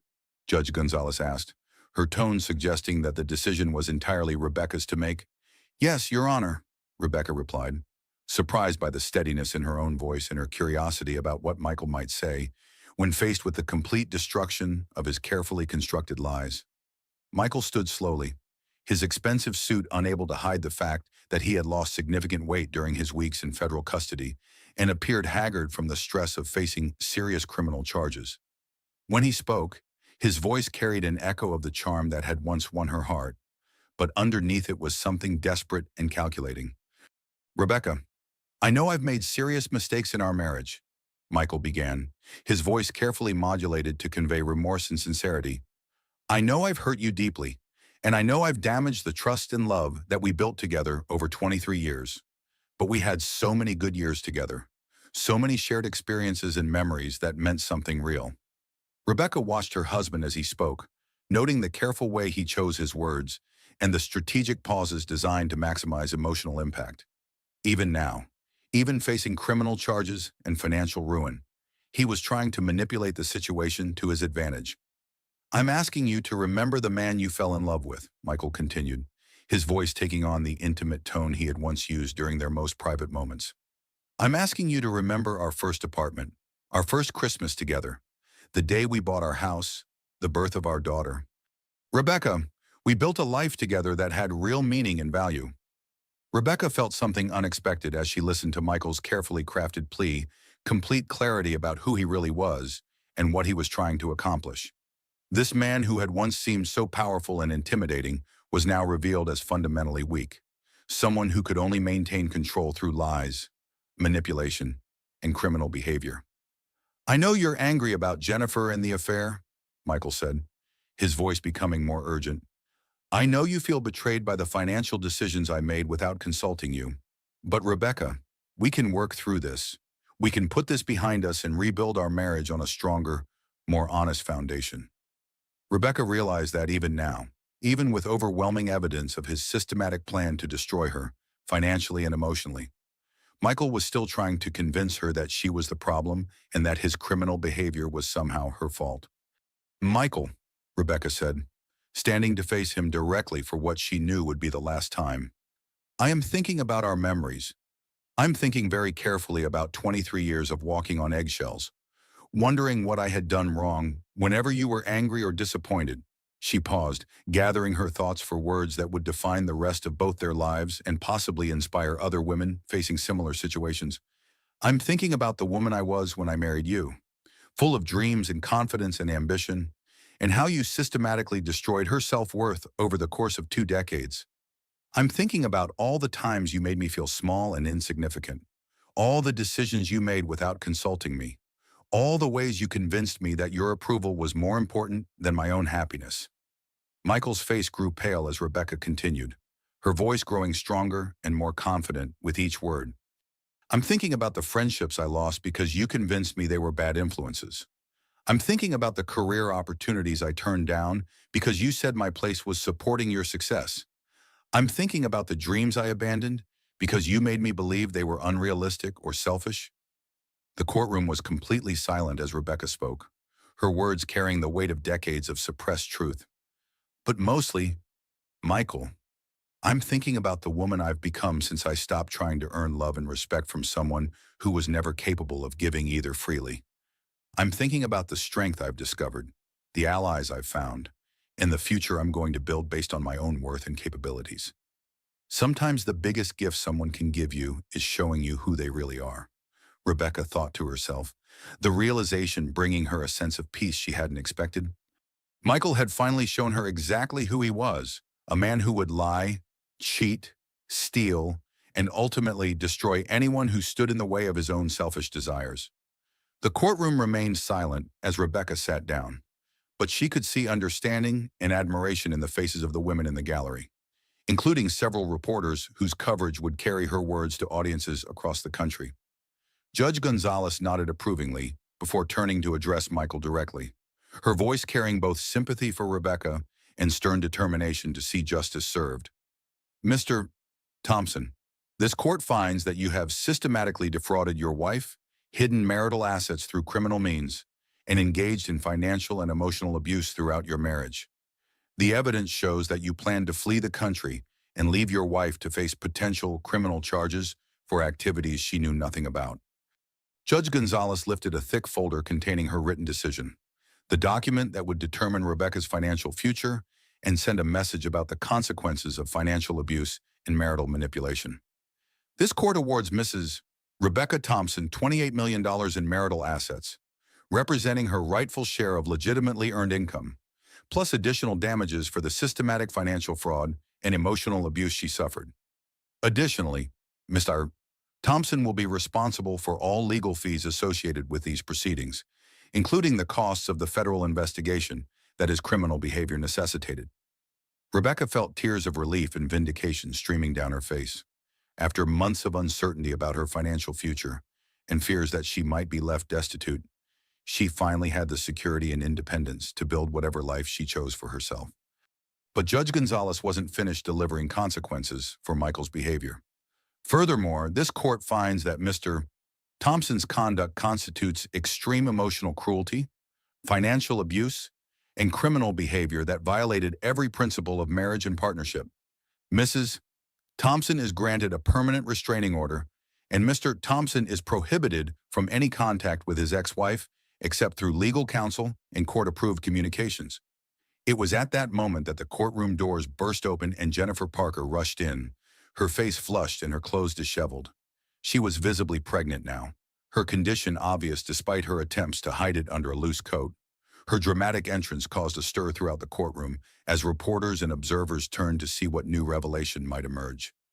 "I need to say something important," Jennifer announced, her voice carrying across the courtroom and cutting through the formal proceedings. "I have information that's crucial to these proceedings and to understanding the full scope of Michael Thompson's deception." "Ms. Parker, this is highly irregular," Judge Gonzalez said sternly, though her expression suggested curiosity about what Jennifer might reveal. "Your Honor, I have information that directly contradicts previous testimony and reveals additional criminal behavior," Jennifer insisted, her voice shaking with emotion and what appeared to be genuine remorse. "Michael Thompson is not the father of my baby, and everything about our relationship was a lie designed to manipulate these proceedings." The silence that followed was deafening. Rebecca stared at the young woman who had been sleeping with her husband, trying to process this latest revelation in a case that had already revealed the depths of Michael's capacity for deception and manipulation. "Ms. Parker, are you saying that you provided false testimony about the paternity of your child?" Judge Gonzalez asked, her voice carrying both surprise and professional interest in this unexpected development. "I'm saying that I lied about everything regarding my relationship with Michael Thompson," Jennifer said, tears streaming down her face as she spoke. "He paid me $50,000 to have a fake affair with him, to send him romantic text messages, to be seen with him in public, and to claim that he was the father of my baby." Rebecca felt the courtroom spinning around her as she realized that even the affair, even Michael's supposed love for another woman, had been part of his elaborate deception and criminal planning. "The real father of my baby is Detective Mark Stevens from the Financial Crimes Division," Jennifer continued, her voice growing stronger as she spoke the truth. "Mark and I have been together for 2 years, but when Michael offered me money to pretend to be his girlfriend, I thought it would help us buy a house and start our family properly." Margaret Stone was scribbling notes furiously, her expression a mixture of shock and professional fascination, as this revelation changed everything about the narrative of Michael's motivation and planning. "Michael told me that his wife would get less money in the divorce if she thought he was genuinely in love with someone else," Jennifer explained, her voice filled with shame and regret. "He said it would make her more likely to settle quickly instead of fighting for what she deserved. He also said it would make his disappearance look like he was running away from a messy divorce rather than from criminal charges. Rebecca looked at Michael, who had gone completely white and appeared to be struggling to remain standing. Even now, even when his entire web of lies was unraveling in front of a courtroom full of people, he was being revealed as someone whose capacity for deception and manipulation exceeded anything she had previously imagined. Ms. Parker, are you prepared to testify to these facts under oath and provide evidence of the payments you received? Judge Gonzalez asked. Yes, Your Honor. I have bank records, text messages, and recorded phone conversations that prove everything I'm saying. I'm sorry it took me so long to tell the truth. I realized that I was helping to destroy an innocent woman's life for money, and I couldn't live with that knowledge anymore. Judge Gonzalez called a brief recess to consider this new information and its implications for the case. But when court reconvened 30 minutes later, her decision regarding the divorce settlement remained unchanged.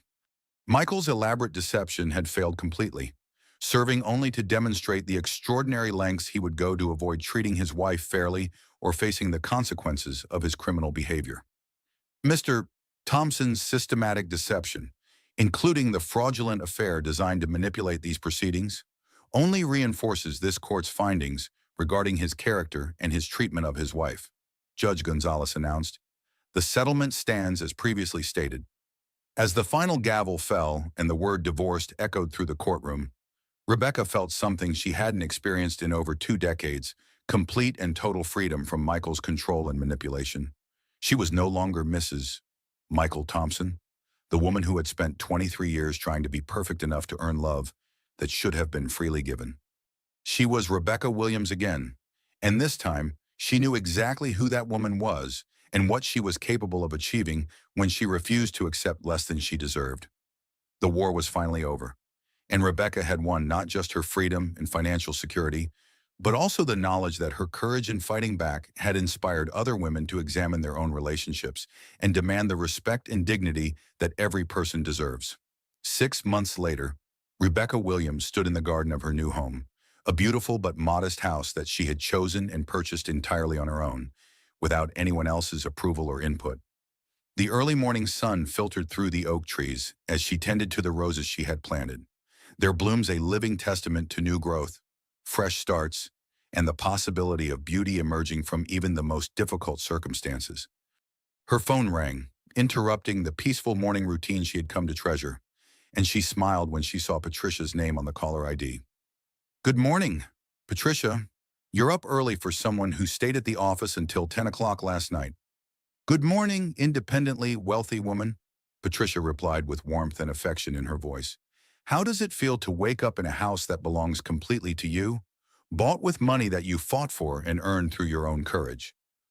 Rebecca paused in her gardening to consider the question seriously, something she had learned to do since beginning her journey toward independence and self-discovery. It feels like freedom, Patricia, complete and total freedom to make my own choices, my own mistakes, and my own successes. Any regrets about not taking the bigger house in the exclusive neighborhood? You could have afforded something much more impressive with your divorce settlement. Rebecca laughed, a sound that still surprised her with its genuine happiness and lack of bitterness. None at all. This house is perfect because every single decision about it reflects who I am, not who someone else wanted me to be. Every room, every fixture, every paint color represents my own taste and preferences. After the divorce settlement, Rebecca had surprised everyone, including her legal team, by choosing a modest 3-bedroom house in a quiet, tree-lined neighborhood instead of the mansion she could have easily afforded with her $28 million settlement. She had wanted a fresh start in a place with no memories of Michael or the life she had left behind, a space where she could discover who Rebecca Williams really was when she was free to make her own choices. Speaking of choices, Patricia continued, are you ready for this afternoon's meeting? I know you're nervous about it, but I think you're going to be amazed by how many women want to hear your story. This afternoon marked the monthly meeting of what had become known as the Rebecca Williams Support Network, a group that had evolved from her original book club into something much more significant and powerful. Women from across the state had reached out after extensive news coverage of her divorce and Michael's criminal conviction, sharing their own stories of financial abuse, emotional manipulation, and struggles for independence in marriages that had trapped them through systematic control and isolation. I'm still nervous about being seen as some kind of spokesperson for divorced women or domestic abuse survivors, Rebecca admitted as she watered her flower beds. I never intended to become a public figure or an advocate. I just wanted to save my own life and protect my own future. You didn't become a spokesperson, Patricia corrected gently. You became a living example of what's possible when women refuse to accept systematic abuse and fight for what they deserve.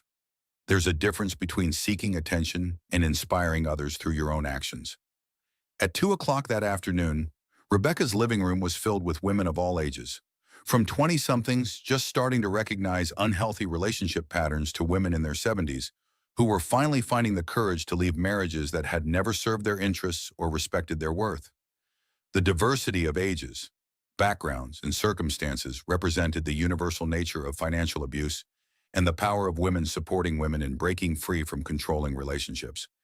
Margaret Stone had driven up from the city specifically for the meeting, her southern drawl filling the room as she addressed the group with both legal expertise and personal passion for protecting women from financial predators.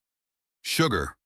What Rebecca has accomplished isn't just about money or legal victories, though those are certainly important, Margaret said, her voice carrying the authority of someone who had spent decades fighting for women's rights in family court. She's proven that it's never too late to reclaim your life, your power, and your sense of self-worth, regardless of how long you've been told that you're not enough. Rebecca looked around the room at the faces of women who had become her extended family, her chosen community of allies and friends who understood the courage required to rebuild your life after systematic abuse and manipulation. There was Jennifer Parker, who had testified against Michael and was now raising her daughter as a confident single mother while pursuing her college degree. Detective Linda Roberts had become a friend and mentor, sharing her expertise about financial crimes and protection strategies with women who needed practical advice about recognizing and escaping financial abuse. Even Sandra Collins from the bank had joined the group, offering practical workshops about financial independence, credit rebuilding, and protection strategies that helped women understand their rights and options when facing divorce or separation from controlling partners. I want to share something with all of you that I've been thinking about lately, Rebecca said, standing to address the group with the confidence she had developed through months of speaking publicly about her experience. 6 months ago, I thought my life was over. I thought that at 52, I was too old to start again, too set in my ways to change, too damaged by years of emotional abuse to deserve happiness or success. She paused, looking at each woman in the room and remembering her own journey from victim to survivor to advocate for other women facing similar struggles. I was wrong about all of that. The woman you were before you got married, before you were told you weren't smart enough or strong enough or valuable enough, before you started doubting yourself and accepting less than you deserved. She's still in there, waiting for you to remember who you really are. Nancy Chen, now serving as the group's coordinator and volunteer legal advocate, raised her hand with a question that came up frequently in their discussions. Rebecca, what would you tell women who are afraid to leave abusive relationships because they don't think they can survive financially on their own? I would tell them that survival is not the goal, Rebecca replied without hesitation. Thriving is the goal. Independence is the goal. Self-respect is the goal. Financial security is the goal. And all of those things are possible, regardless of your age, your circumstances, or how long you've been told that you're not capable of taking care of yourself. Carol, who had become the group's unofficial cheerleader and coordinator of practical support services, stood up with tears in her eyes and pride in her voice. I want everyone in this room to know that my sister Rebecca has inspired over 50 women in this community to examine their marriages and their relationships. 12 women in this room have left abusive relationships since Rebecca's story became public, and every single one of them is doing better financially and emotionally than they ever thought possible. The room erupted in applause, but Rebecca held up her hand for quiet, wanting to make sure the women understood where the real credit belonged. That's not my accomplishment. That's your accomplishment. I just showed you that fighting back was possible. You did the hard work of believing you deserve better, of gathering evidence, of finding legal representation, of rebuilding your lives. I'm just one woman who got angry enough to stop accepting abuse. Each of you made your own decision to fight for your own freedom.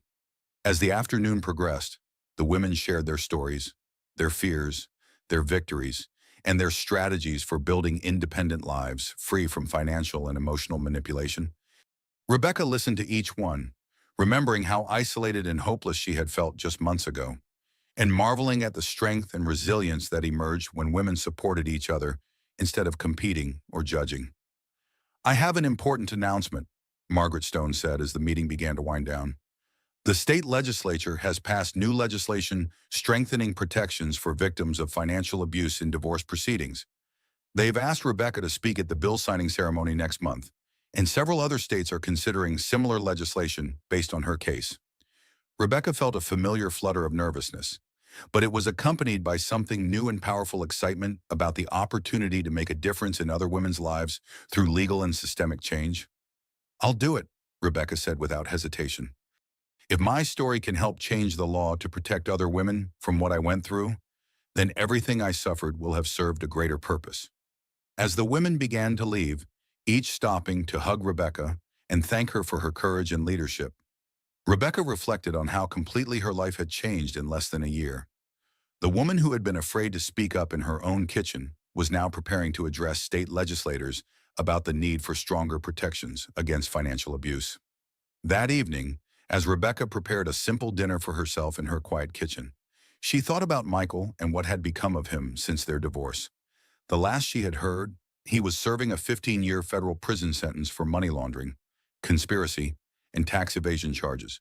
Jennifer had testified that he was also facing charges in 3 other states for similar financial crimes dating back over a decade. Rebecca felt no satisfaction in his downfall, but she felt profound relief that he could no longer hurt anyone else the way he had systematically hurt her for 23 years. His criminal empire had been completely dismantled, his assets seized and distributed to victims, and his reputation destroyed beyond any possibility of repair. Her phone buzzed with a text from her daughter Sarah, who was now in graduate school with tuition fully paid from Rebecca's divorce settlement and a renewed relationship with her mother based on honesty and mutual respect. "Mom, I'm so proud of the woman you've become. You're everything I always hoped I could be when I grow up, and I'm not ashamed anymore about what happened with Dad. You saved both of our futures." Rebecca smiled as she read the message, remembering how devastated Sarah had been when she first learned about the divorce and the criminal charges against her father. Over the months, as the truth about Michael's systematic abuse and criminal behavior became clear, Sarah had come to understand that her mother's decision to fight back had protected both of them from a man whose capacity for deception and manipulation knew no bounds. As Rebecca settled into her favorite chair with a cup of tea and a book she had chosen herself from the local bookstore she now frequented, she reflected on the journey that had brought her to this moment of peace and contentment. The sound of crystal breaking on marble had been the beginning of the end of her old life, but it had also been the beginning of something new, beautiful, and authentic. She opened her book, one of several she was reading as part of her plan to audit college courses and possibly pursue the graduate degree she had abandoned when she married Michael. Outside, the sun was setting over her garden, painting the sky in shades of pink and gold that reminded her of hope, possibility, and the beauty that emerged when you had the courage to plant new seeds and tend them carefully.